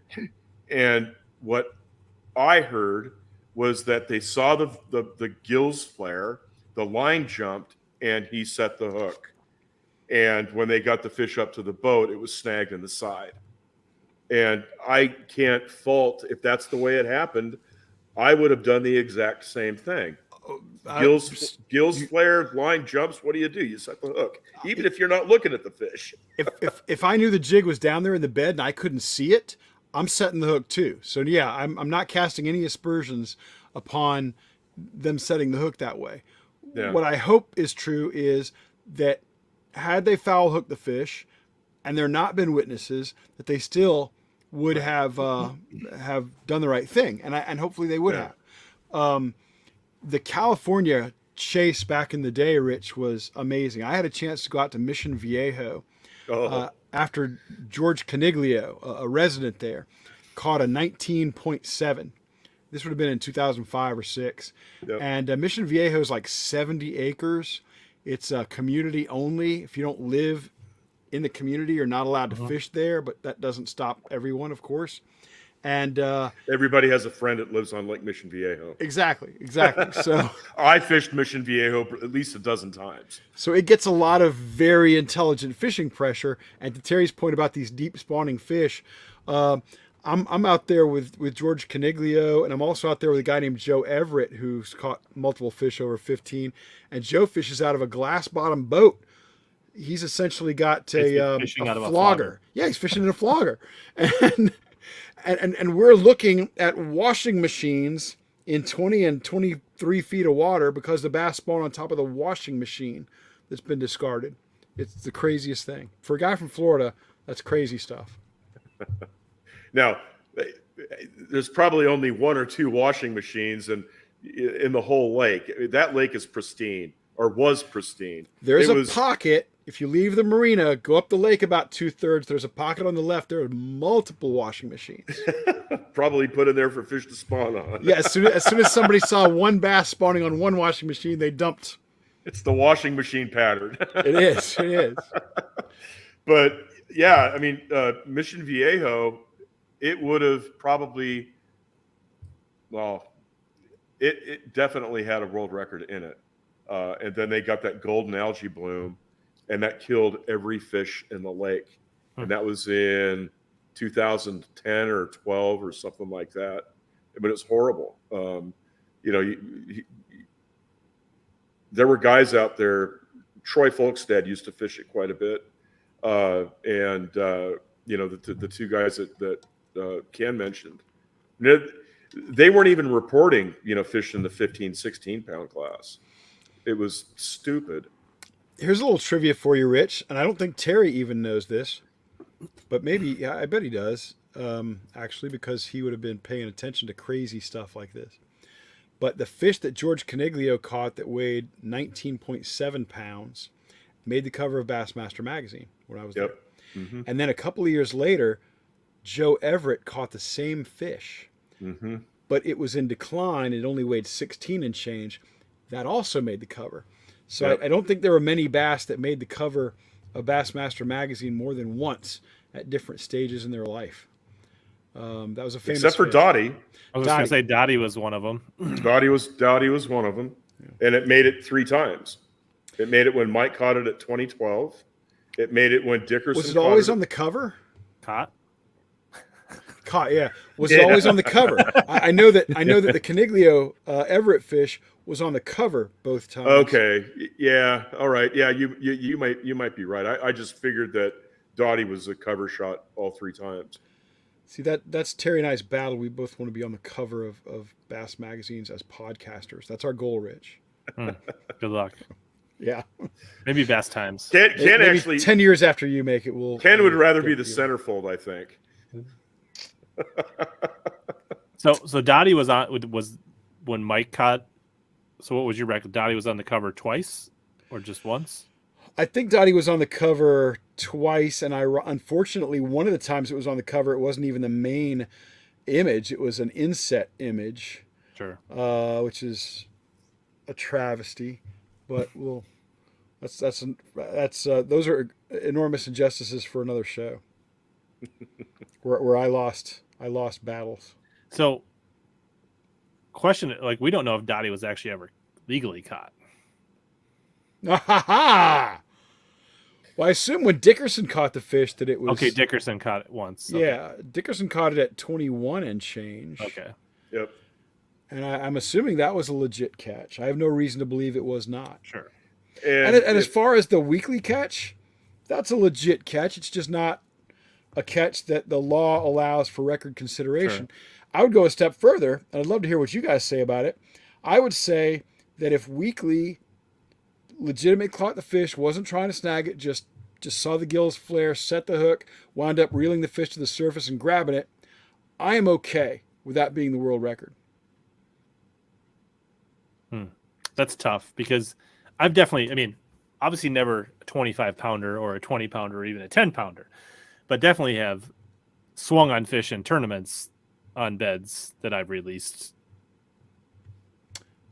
but I wasn't trying to snag them, right? So I feel like I see where you're going, but I don't think I could stand behind that just for like, I guess, and that may be just my judgment based on tournament rules and but what happens? Okay, let's say you've got a 3-pound smallmouth on a jerk bait, and you hook him on the front hook, and the other 2 hooks, get him in the side or the gill plate in the side, and then he shakes his head, throws that mouth hook, and you bring the fish in, and he's snagged on the side with 2 other hooks. Yeah, but I wasn't watching him eat. I mean, I didn't try to, right? Like, I didn't watch him eat the jerkbait to begin with. Right. So is that the rule? Is it only in California if it's silly because like it doesn't matter whether you can see him or not. So that's even. Yeah, exactly. I mean, it's typical California. What an interesting turn to the conversation. I had a conversation today with someone whose name has come up in our discussion already, and he was telling me about a potential sharelunker fish that had been caught on an Alabama rig, which is not surprising since a lot of guys are using forward-facing sonar to chase these big fish now. Anyway, I know where you're going with this. Yeah, the fish wound up. By the time the fish was boated, there was not a hook in the mouth. There was 5 hooks in it. None of them were in the mouth. I don't know how many, but yeah, exactly. None of them were in the mouth. Well, not only is the guy's fish not going to be given sharelunker status, they're considering prosecuting. The state is considering prosecuting this guy for having harvested this fish and submitting it to the program when it was not caught in a sporting manner. And I was trying to. Holy mackerel! These guys reached out to me and said, "Hey, can we rewrite this? How would you rewrite this reg to avoid this problem?" And so I took a shot at reworking the reg, a rare opportunity to show off my my skills in my former life as a lawyer, and see if there's not a way to kind of try to salvage the situation. I think that you make it to where you can only have 3 hooks on an A rig. That doesn't get around your problem of foul hooking the fish. No, it doesn't. But the Minnesota rig. Yeah, only got 1 hook. Hey, you know what? You're limited to 1 hook. For anybody who thinks Texas is going to produce a record, and you got your forward-facing sonar, and you've got the new Dottie in your sights, if you want it to be recognized as an IGFA record, which is the major record-keeping organization right now, you better not have more than one bait on that Alabama rig with a hook in it. Otherwise, IGFA will not recognize it. Wow. So you got to use Rich's Minnesota rig. You can't use Terry's Tennessee version where they allow 3. Interesting. I didn't know that. Stick around, Batisti. I'll teach you something. Thank you. Couple more ice cream seasons, and I'll be ready. I'm pretty sure the weekly Dottie was not submitted for anything, lake or otherwise. No. And I got to rub Terry's nose in that the one time I knew something he didn't. That doesn't happen, Rich. That doesn't happen. Holy crap. Well, I mean, it's embarrassing because you see that picture in every single magazine, and they have it captioned as Mac. That's crazy. That's a mistake. That is Mike Wynn, also known as Buddha. Yep. And that's just. It's weird because like whatever, like it I think it might have come down to like that whole situation on the dock. It's like, well, right? It's like we want to show this fish off, but I swung on it and I didn't catch it in the mouth, and I think there was probably that's probably how. Can you imagine the shit that was going on in their head at the time? I mean, they've got the world record. They know they've got the world record. They want to show this fish off, but they know that they've snagged it. I mean, that just had to have been a crappy situation. Just horrible. I would have hated to have been in it. And it also raises a bunch of other issues too, because I'm sure those guys did not want to kill the fish, and they didn't kill the fish. They released the fish. The fish was found floating dead a couple of years later. Yep. But if I catch a world record bass, I'm going to do everything I can to keep the fish alive, but I'm not going to turn it back into the lake. That fish ain't going back in the lake.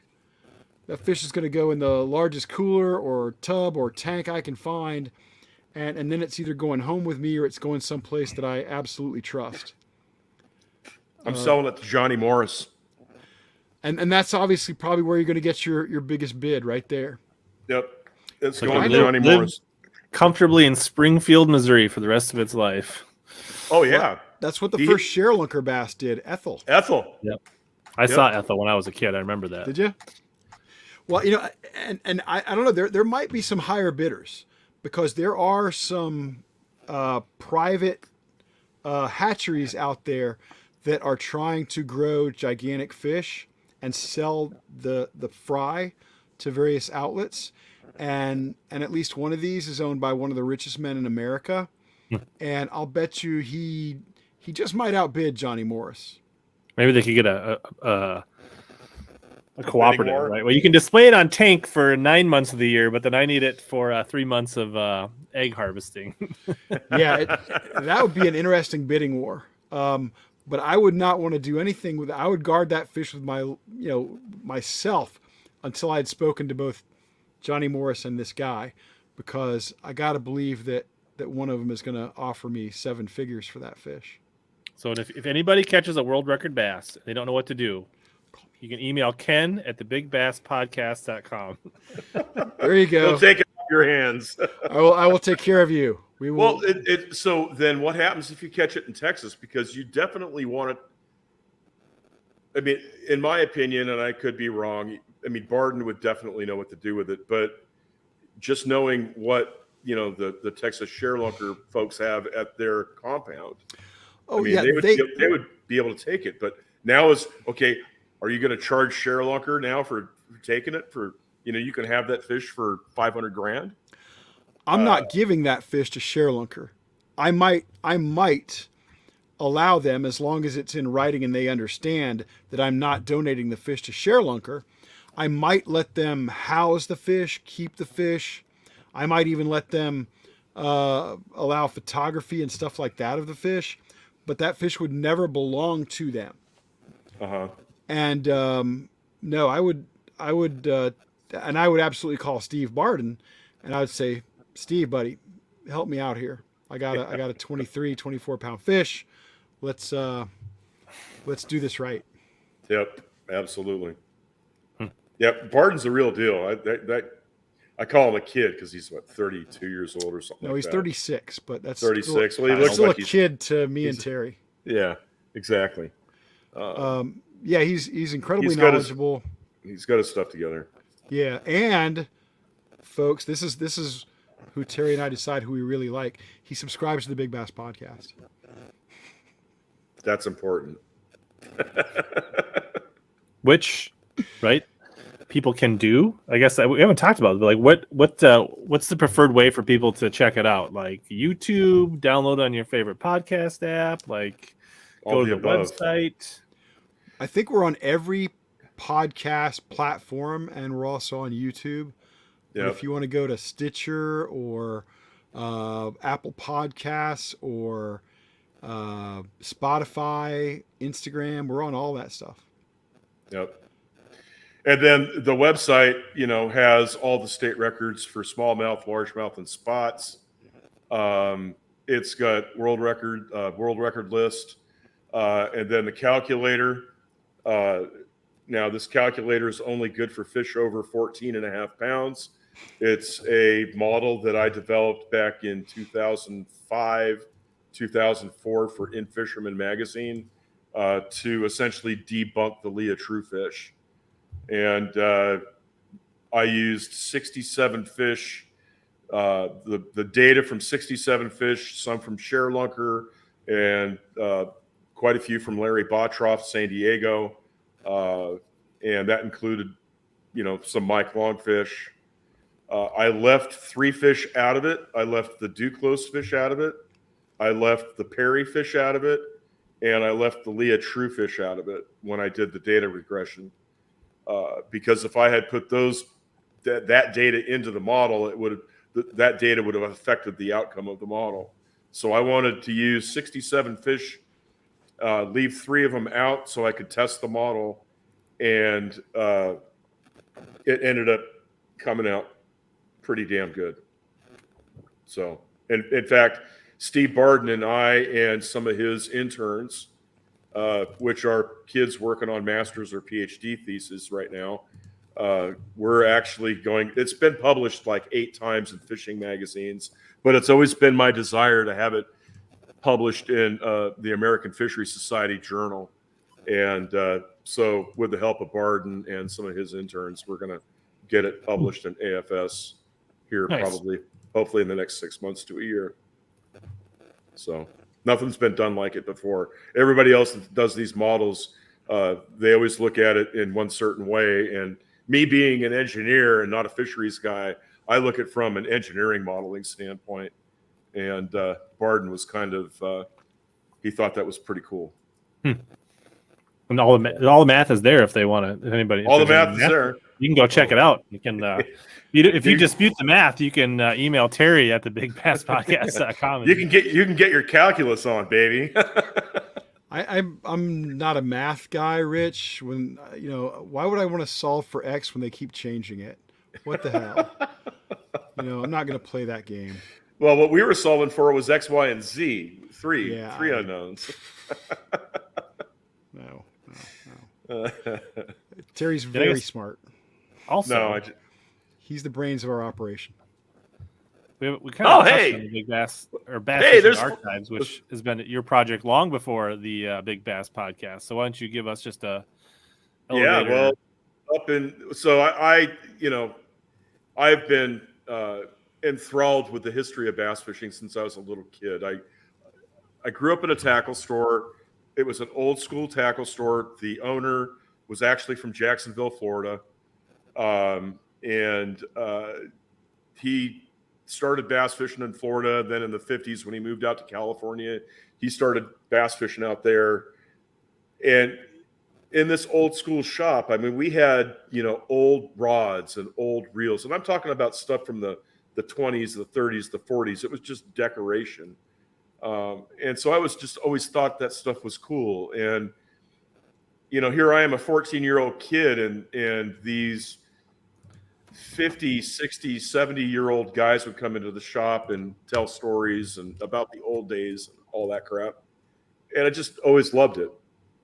And, growing up tournament fishing down there and following everything that was happening at Bassmaster, et cetera, I just, for some reason, my mind remembers things that have to do with bass fishing.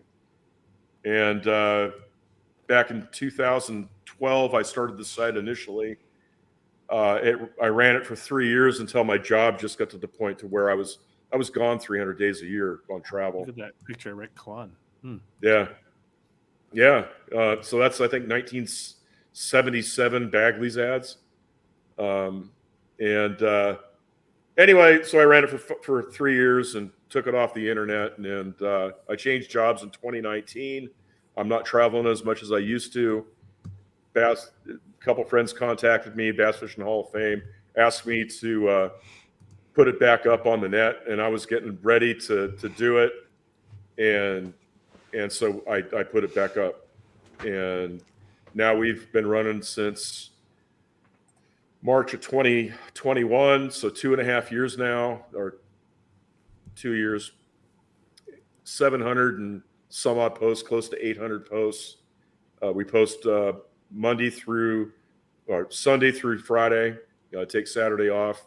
If I post something on Saturday, it's usually to the Bass Fishing Archives YouTube channel, which I've neglected. I need to do more with that, and I plan to in the future. Is this your younger brother, Terry? Hey. Yeah, that's actually, so that's my 2004 Bass Cat. So that was 2004. So yeah, it was about 20 years ago. But yeah, so the site covers the history of bass fishing from 1881 when James A. Henshaw wrote the book, the Book of the Black Bass, all the way to stuff that might have happened 4 or 5 years ago. I'm concentrating primarily on the 70s and the 80s because that's where, when you talk to people these days, that's what they think the major part of the history is.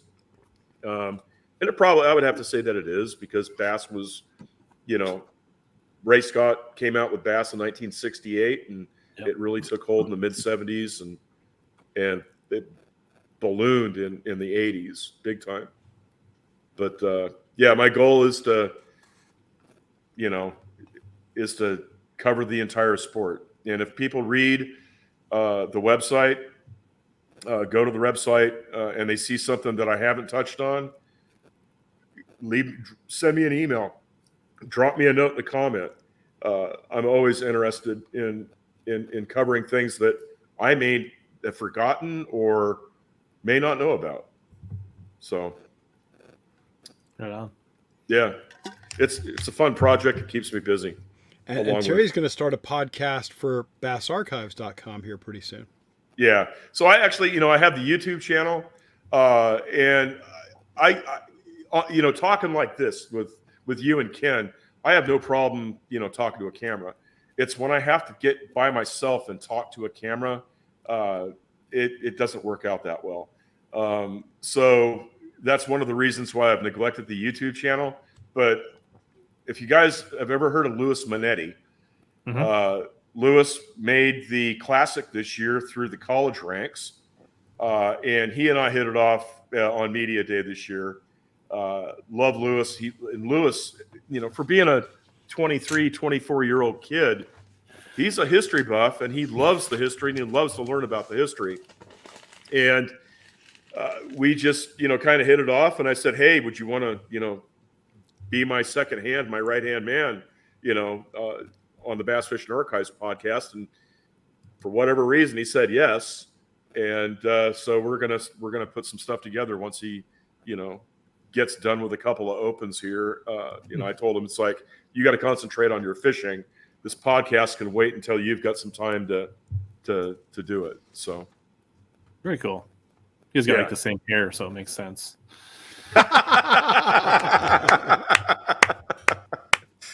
Oh God, thanks.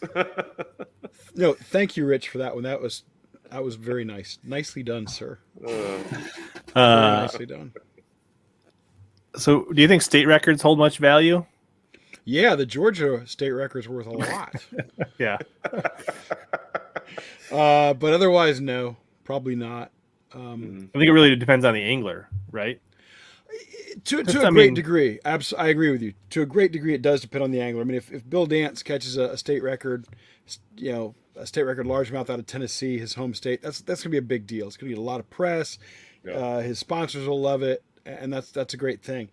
But for the most part, unfortunately, the state records are not worth a lot because right now there are no significant bounties out there for any of them, and they don't get the kind of attention you need to appeal to a major manufacturer or something who'd be willing to bankroll something.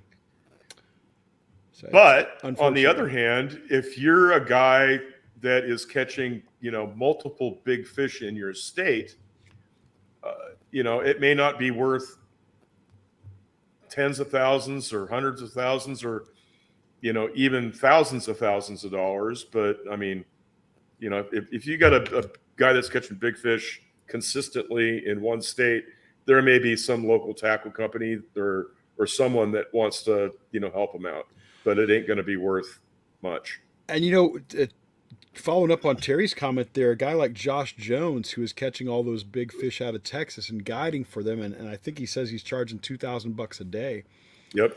If Josh Jones catches a new state record largemouth, his daily fee bumps up to $4,000 or $5,000 a day for as long as he can get it, and that would be another way for him to cash in.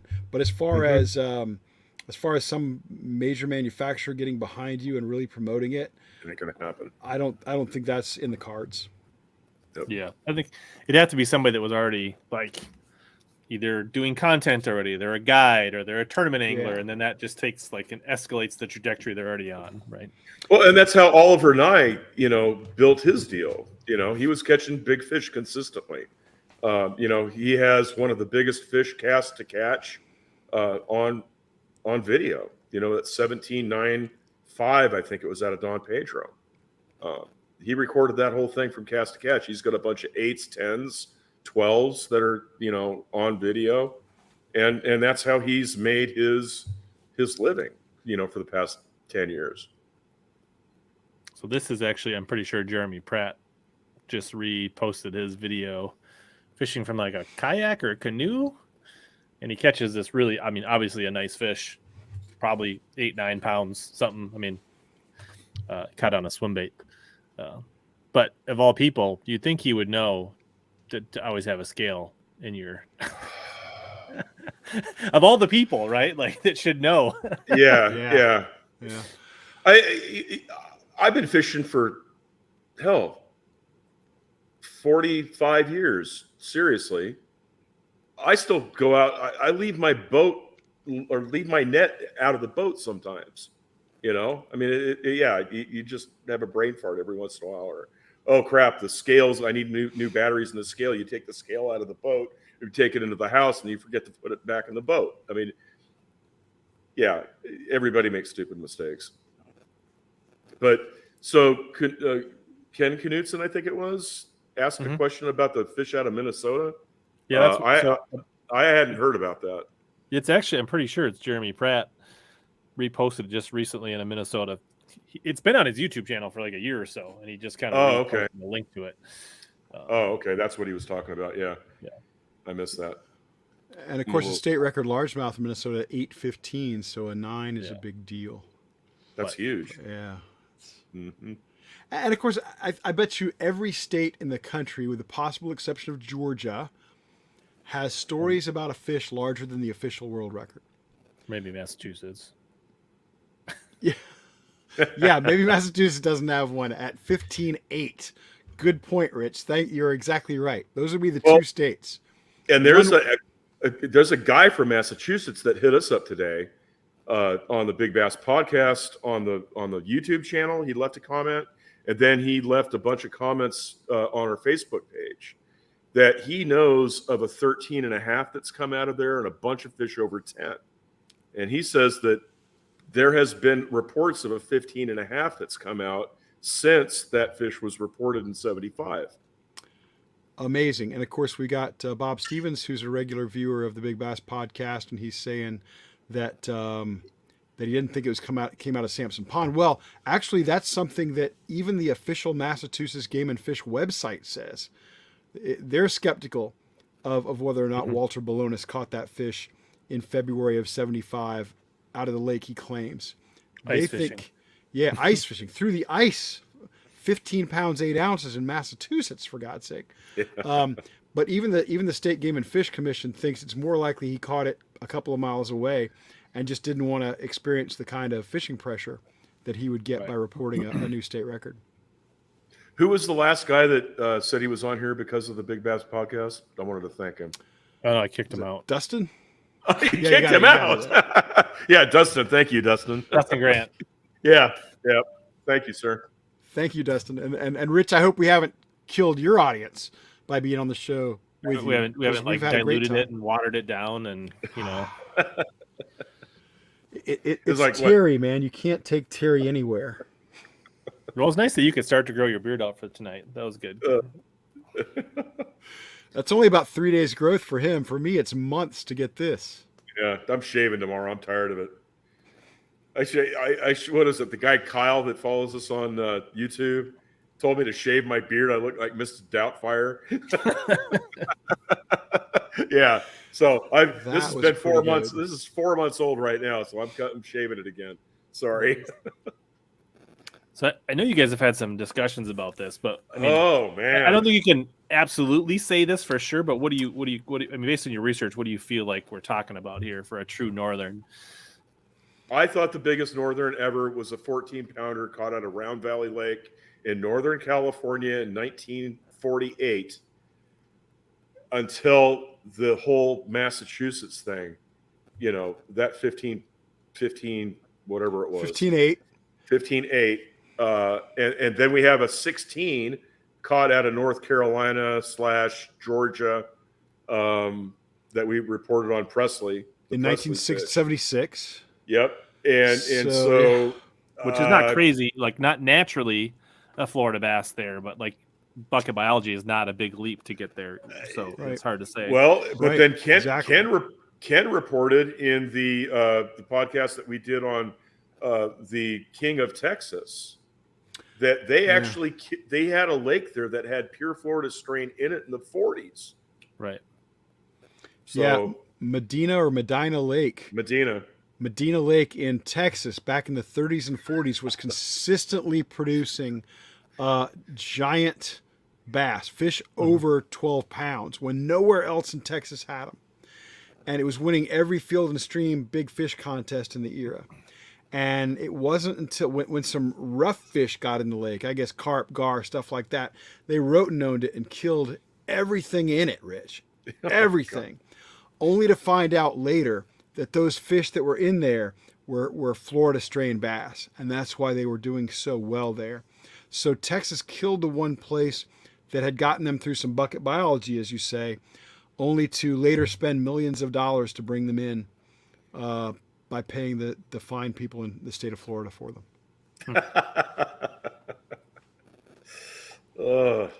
And that's nuts. So back to your question, what's the biggest northern? I don't know. That's why we would love to have that scale from the Indiana fish. If anybody knows where the Presley fish or the why can't I remember his name? The Balonis? Fish from Mass. Balonis. Walter Balonis, yeah. Yeah.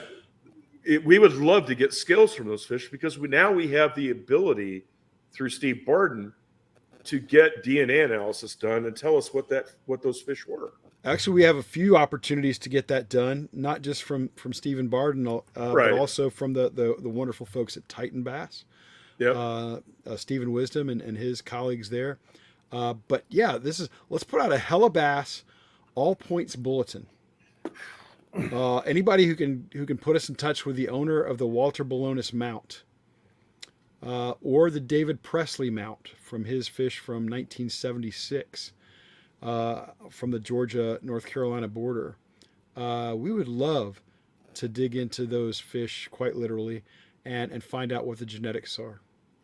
Yep. And if you can do it, Ken will give you a Big Bass Podcast hat. I will. I absolutely will. There's only two that exist, and neither Nathan or I have one. And I have both of them, Rich. I have both of them. How come you're not doing what the cool kids are, rolling out merch, Ken?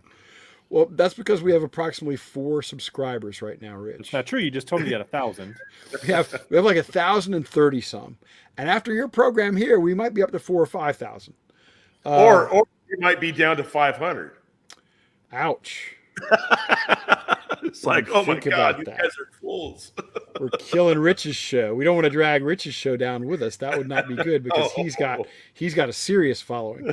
But we think it's a little early. When should we do merch? You're the expert, I don't man. know. When do we start merch? If you're in, tilt your hat down like this. People in the chat, is this something people want? Do they want a Big Bass Podcast hat? It's not going to look like that. But I'm saying, or whatever, right? Like, or the other thing you could do, if you logo. want a hat, or you could leave a comment on their videos and their podcasts on YouTube and say, hey, yeah, I would like a hat. Let them know. Yeah. Now the people are pointing out that I don't have my own merch yet, and I'm being calling the kettle black. So hey. And you've got a big following. You could do very well. I just wear Bradley's merch instead. That works. The BFE. There you go. Bradley Hallman, heck of a bait. Love that bait. Yep. And you got Gary, you're rocking Gary Dobbins too. So yep. That ain't bad at all. Dustin says he wants one. Uh-huh. We can hook you up with Amy at the Print Craft. She could make you your merch. I'm going to write that down. All right. The Print Craft. Okay. Yeah, I don't do full hats, though. We only do half hats here. Well, see, you can wear a visor, Rich. If I wear a visor, it looks like a Jiffy Pop for anybody who's old enough in your audience to remember Jiffy Pop. And the top of his head turns into a flashlight. Yeah, it's not pretty. It's not pretty. Yeah. So TK. Nick Taylor. Wow. That is one of my favorite bass fishing books. Awesome bass. Oh, awesome book. I just read it for like the 10th time about 2 months ago. What is that, about 1986 maybe, Terry? Yeah, it was 86. It was right after Right after Clun wins the All-American. Clun wins the All-American. It's Blockett and the kid that made it through the Federation, Danny Correa. They're rooming together and fishing that year. And holy mackerel, that book is really realistic. That is the best behind-the-scenes look at professional bass fishing that I know of. Tim Tucker wrote a book called Diary of a Bass Pro with Joe Thomas about 1990, 91, somewhere in there. And that's also terrific. Unfortunately, Nick Taylor's Bass Wars and Tim Tucker's Diary of a Bass Pro are both long out of print, but you could probably find them either on eBay or on abebooks.com, and they are well worth the price. They're terrific. But I think Tacklecraft is asking us, do we know a backstory or the backstory? I don't know of any backstory on it. I knew Tim Tucker really well. He didn't write Bass Wars. That's obviously Nick Taylor. Nick Taylor did not do a lot of fishing writing, and I don't know the backstory on that. So I apologize, Tacklecraft. That's on me. I don't really, but I do love the book. And if you've read the book, you know how good it is. But it was in that 85, 86 time frame that Bass was, I would say, its biggest. Ray Scott was just about to sell Bassmaster to Helen Sevier. And her investors, And her investors. And so at that point in time, I would say Bass had the highest subscription following that they ever did have. Yeah, I think it was actually a few years later, but yeah, they ultimately cracked 700,000. Right now, Bass membership is around 520,000, something like that. Yeah.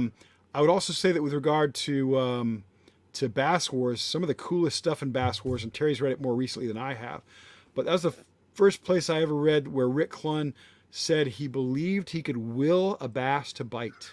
Yes. Yes. Which made people's heads explode. Back then. Yeah, it was all Zen and channeling and all this weird. I love Rick stuff. Clun, and I was a huge Rick Clun fan then before I knew the man. Now I'm privileged to call him a friend. I'm a huge Rick Clun fan. He's a wonderful guy, and just such a remarkable mind. One of the great thinkers of our sport. Yep. But also some interesting stuff on Randy Blockett, as Terry was saying, Danny Correa, who was, I believe, a Connecticut angler who finished second or third in a classic. Yes, Bob. That was the 97 classic, right? The Dion Hibden classic, he finished second.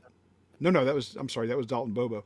Correa finished second or third in the classic 86 that Charlie Reed won in 86. On Nickajack / Chickamauga. Right. That's right. Yep. Yeah. And Correa became famous because he referred to fish that wouldn't quite measure as Schultz. That was his New England accent. They were short. Yeah. They don't have R's in New England. We don't have G's in the deep South. You know, we're going fishing. Going fishing. But what a great book. TKO Fish On. You must be talking about Rich and Terry. It ain't me. Little Rich suggests a tumbler. If you've ever had the pleasure of seeing Ken's office, Ken's office has bookshelves from floor to ceiling, and they're like 13-foot ceilings. He's got to use a grabber to get stuff off the upper shelf. And it's books, and they're too deep. It blows my library out of the water, and I think I have a pretty good library. Here's my Scotch tumbler. It is a commemorative world record smallmouth bass tumbler. And if you ever see me drinking on the Big Bass podcast, which hasn't happened lately, Rich, because I actually got pretty drunk in one episode. This is what he couldn't find his way home. Yeah, this is my incredibly cluttered office. Behind me right here is a replica of George Perry's record fish. Above that is a replica of the David Hayes world record smallmouth.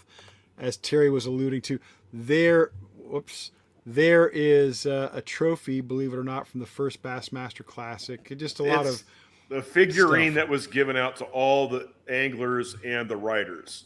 It's a don't mislead figurine. people, Terry. It's not a trophy. There was only one first- trophy given out at the first Bassmaster Classic, It's the and first Bobby classic- Murray owns It's the that. first classic trophy. No, it's not. It's a figurine. Ken collects figurines. I do. That's also true. What do I got? He likes those ones in the jewelry box, and you open it up, and the ballerina spins around. Those are his favorite. I got a lot of Matt memorabilia in Patrick here. knives. I got a lot of Do memorabilia. you have a ball of monofilament from Zell Roland in there? No, and you know what? Zell has stayed at my home many times, and I was going don't to say, have. you probably got Zell's DNA. And if you could probably scrounge around here and scrape up some Zell DNA and find out if he's got any Florida bass in him. But I don't think I have any. Something else. I've got a rod Zell gave me that I treasure. Oh, Bob Stevens says he doesn't think the world record smallmouth will ever be beaten. Bob, I agree with you. I don't. Well, I'll say I don't think it'll be broken in my lifetime. How about that? I think it will, unless you're going to die tomorrow. You apparently think I'm going to live a long, long time. Yeah, I actually think it will be. I mean, there are 2 lakes, one in Idaho and one in California. Idaho, Dwarshak. Yeah. Don't even start with me. Dwarshak. I mean, it has everything. They haven't gotten within 3.5 pounds of it yet. And the thing is, Ken, the deal about Dwarshak is that lake is so remote.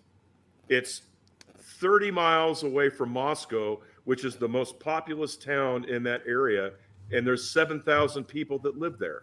Okay, it's 200 miles away from any population center, and then when you launch your boat, you've got to drive 50 miles one way to get to where the fish are.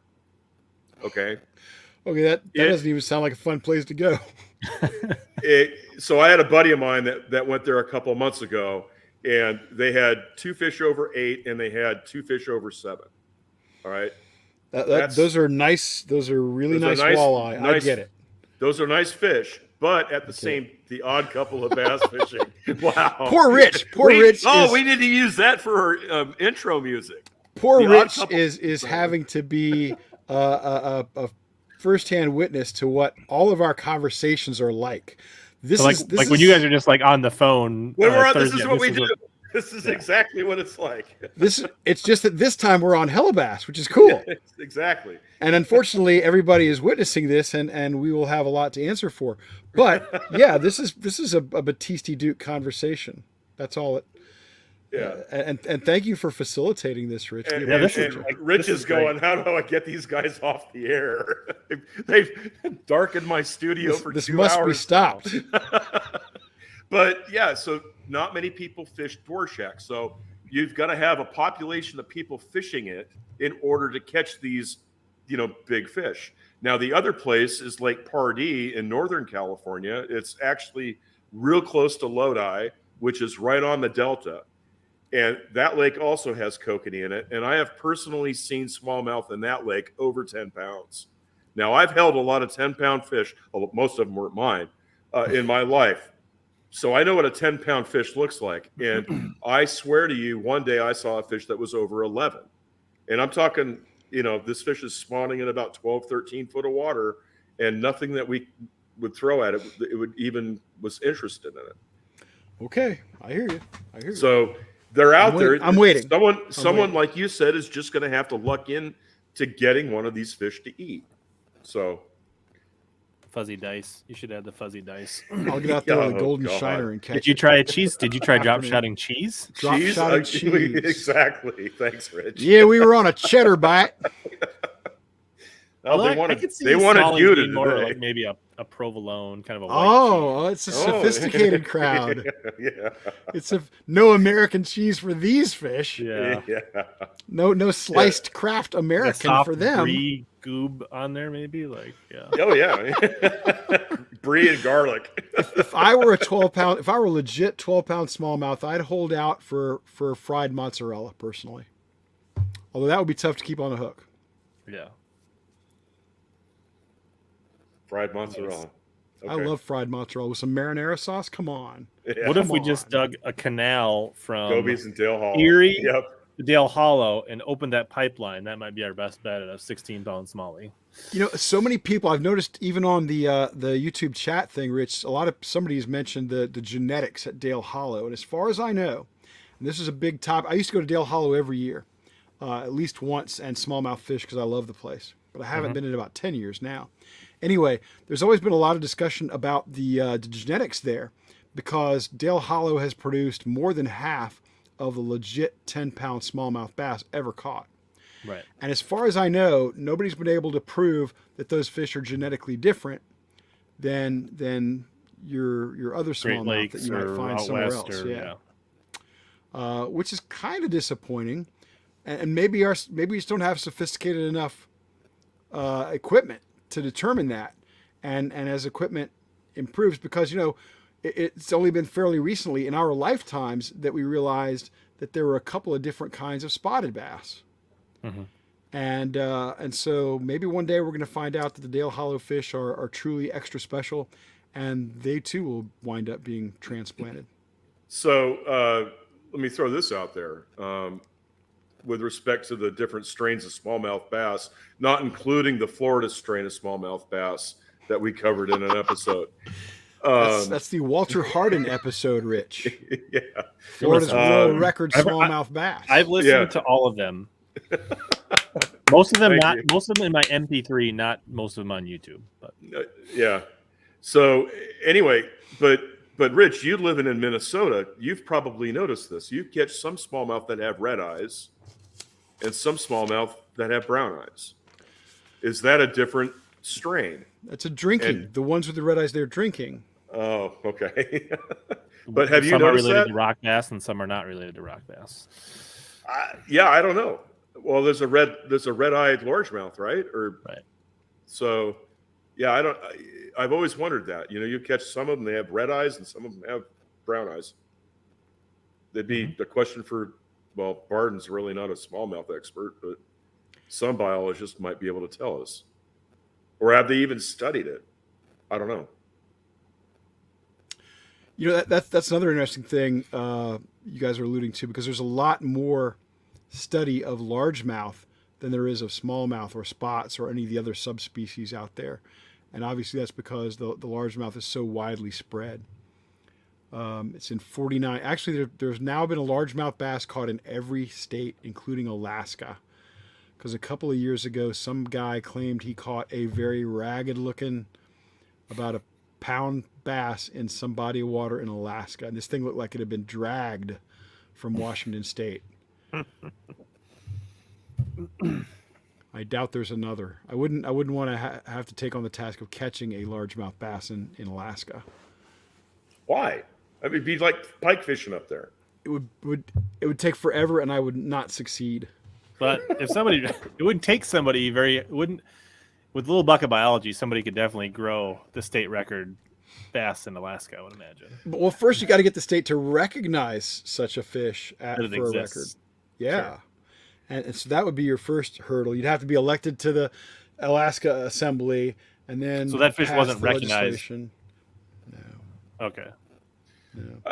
Why there's no bass? There's bass in Canada. They're throughout Canada. Why wouldn't we be able to grow a largemouth or a smallmouth in the southernmost areas of Alaska?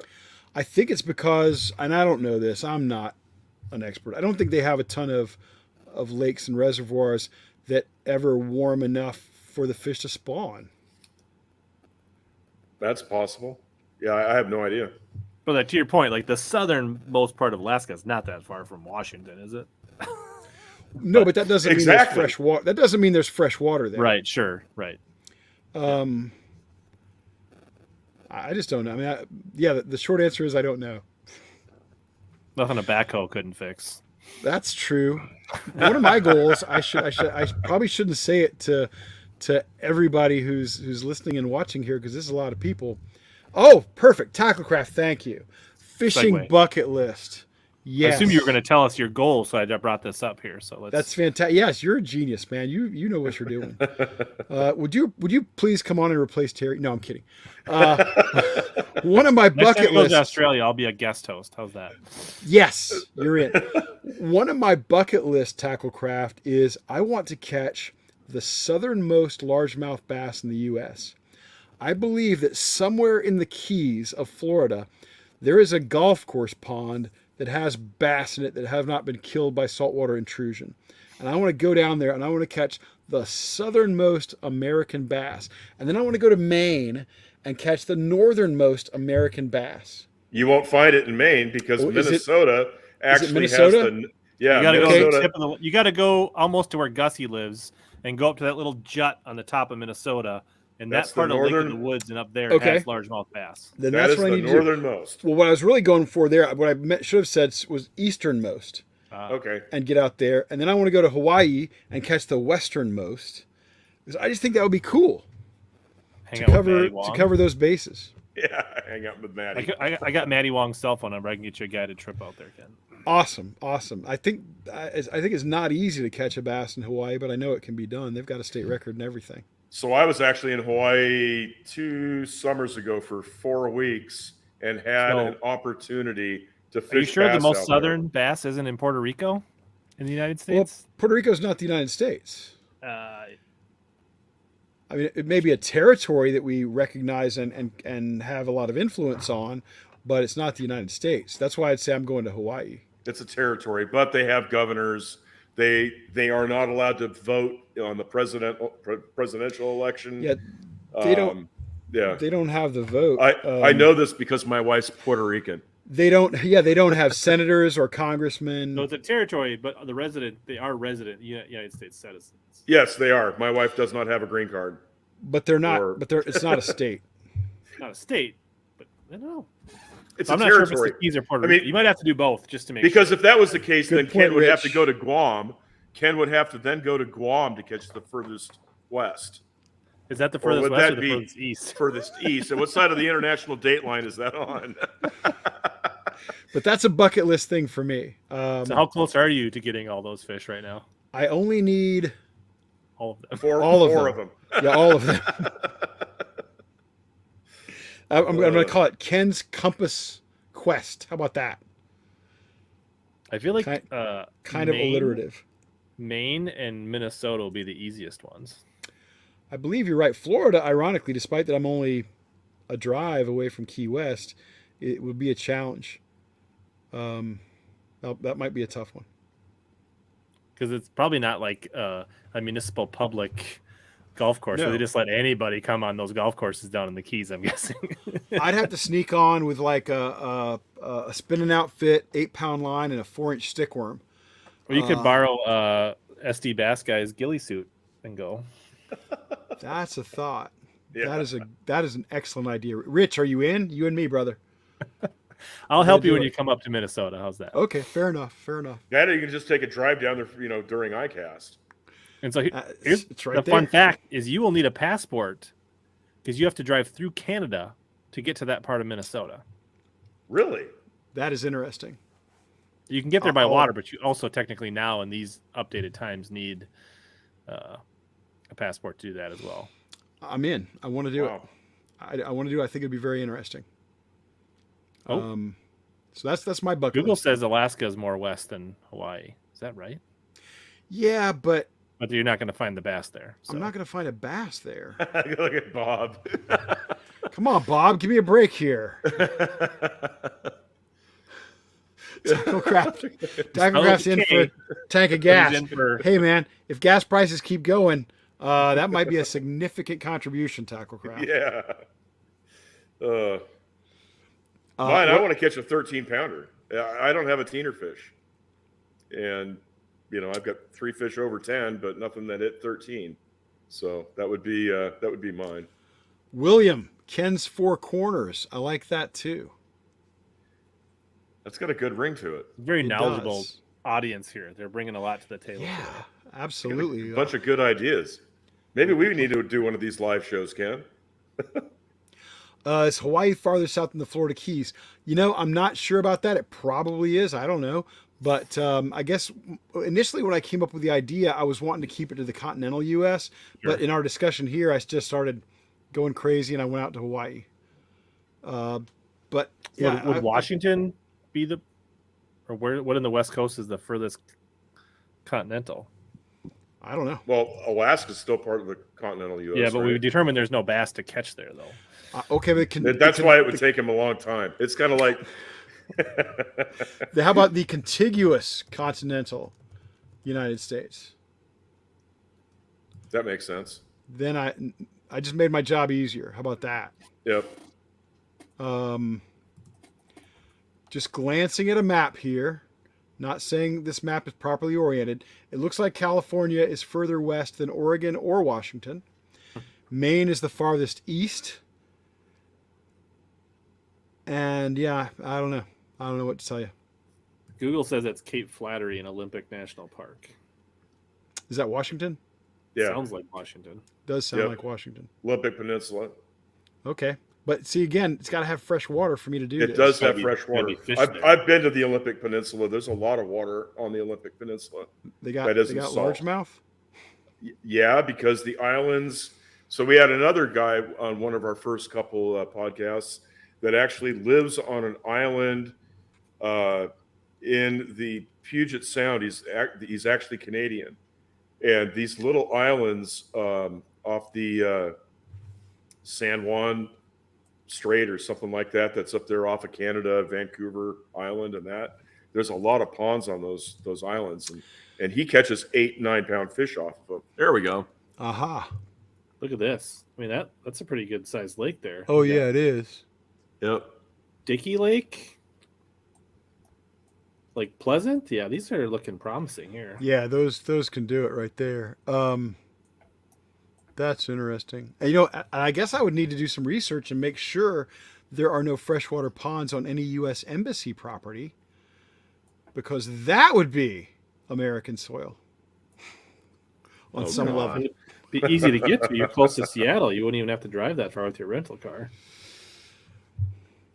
This is another bucket list item for me, Rich, would be, and I've been trying to drag Batisti with me on this deal, but he has not deigned to go.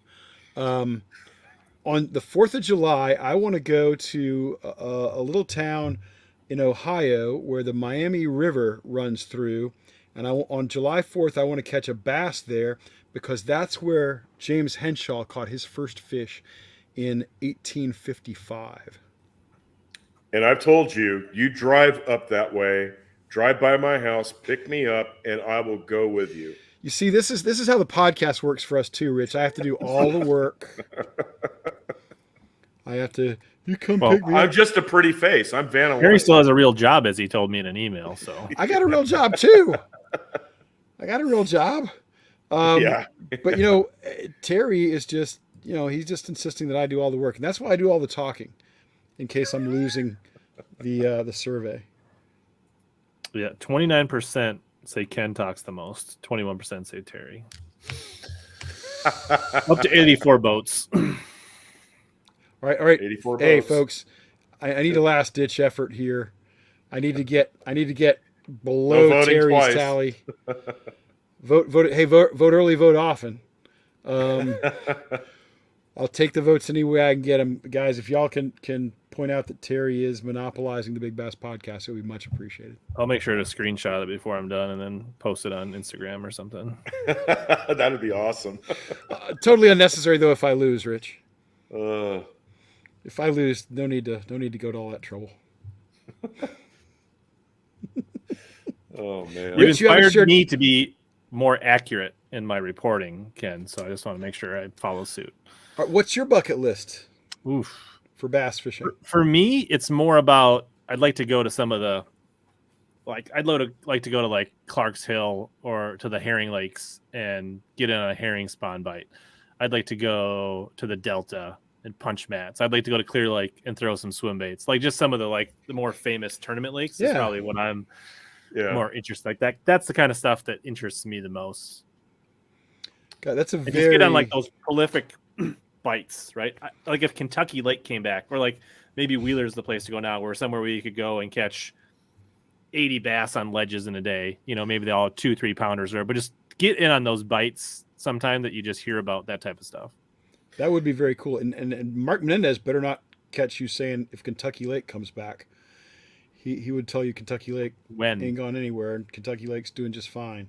But he says it's coming back is what he typically says now. But I like your goal. The future is bright, I think, is what he says to say. And your goal is very achievable. Much more than mine. The Delta is probably one of the coolest fisheries in the United States, without a doubt. There's just no way to describe it. It's a shallow water fishery, obviously, but you can do so many things there. You can fish current, just based on the tidal swings that happen. There's, big flipping lakes that used to actually, you look at Frank's Track, that was actually a farm at one point until the levees broke. And when the levees broke, it flooded. And that lake, Frank's Track, for example, the water level goes up and down in it, but unless you're near the entrances to it, you don't get any current in there. It's just a phenomenal place to go. And you can have a morning that just sucks, and you'll get a tide swing that either, an outgoing tide starts going or an incoming tide starts going, and you can put 30 pounds of fish in the boat for 5 fish in literally 5 or 6 flips or casts. It's nuts. That sounds pretty special. Yeah. Yeah, I guess the other thing I do is I'd like to fish the Classic. You see, I set my goals at ones that I know I can attain. Yeah, well, I mean, I've made the Bass Nation Championship 3 times and made it to the final day once, so it's not like crazy. I've knocked on the door a couple times, so that's not crazy. You gotta have stretch goals. I mean, that's not a crazy goal. I got to divisionals twice. I only fished the Federation 2 times in Idaho. Both times I fished it, I made the team and fished divisionals and got 3rd place in one of them. Unfortunately, actually, it was I got 4th place, but I was 3rd place for Idaho. Right. We swept that tournament on the Columbia River. We killed it. I've been on the wrong side of that a few times at regionals. Yeah. Where I take 7th in the tournament, but 5th place on the team or something like that. Exactly. Yeah. I mean, we weighed 177 pounds of smallmouth that tournament, and the next state to us was Oregon, who lived there too. We beat them by 55 pounds or something. I mean, it was a rout. Nice. And then the first time I fished the Federation, went down to the Delta for divisionals, and I was leading it for Idaho the first and second day, but I was I want to say I was 10th or 11th in the standings going into the final day, and I had a bad 3rd day. Killed myself, and some dude on the team weighs in a 7-pound fish and beat me by a pound. I killed it. Just I wanted to cry. So never got to nationals. So my hat's off to you. Cool. Well, this has been awesome, guys. We are a little over 2 hours and 20 minutes. It's getting close to midnight in the East Coast. So we're at the midpoint, right? Yeah. So we're we're going to take a break. Yeah. And then we'll come back for another 2.5 hours. Is the wild game still going on? I don't even know. It went till 1 a.m. the other night, double overtime. But that's been fun. Actually, TK and I, Tachograph, he came on once, and we went 4 hours and 15. We went from 8 till 12:15 Central. Holy crap! So you're challenging us. You're throwing down the gauntlet. Is that what you're saying? You don't think? I should warn you. Terry Batisti and I will get on the phone at 11 and talk until 4 or 5. There you go. And I'm not joking. Ooh, it's that bad. Good. Yeah. 6-3 Dallas. Guess I don't have to worry about checking in on the wild one. Anywho, all right. Well, I think Rich might want to go to bed. I'm game, but I feel like we've covered, we've hit a natural spot here where I think we've, and I think we'll do it again sometime. And clearly we have tons of stuff to talk about, and Would love to have you guys back on again, and that's been a great time. So thank you so much. We It's been a appreciate, blast. we appreciate you having us on, Rich. Yeah, it's a big deal for good- us. We appreciate it. We're HellaBass time. fans, and anytime you ask us, we'll do it. Yep. all right, great, appreciate it, guys. We'll make sure if you guys came in, think about catching the replay. We covered a lot of ground tonight, whether you're on Facebook or your favorite podcast app or YouTube. And if for some reason you need more stuff to listen to, I definitely recommend you checking out the Big Bass podcast as well. Thank you. And Bass Fishing Thanks, Archives. And that's more light reading, that kind of stuff. So yeah, Toilet reading, right? as always, here to help you guys catch more big bass and suck less. Thanks, guys.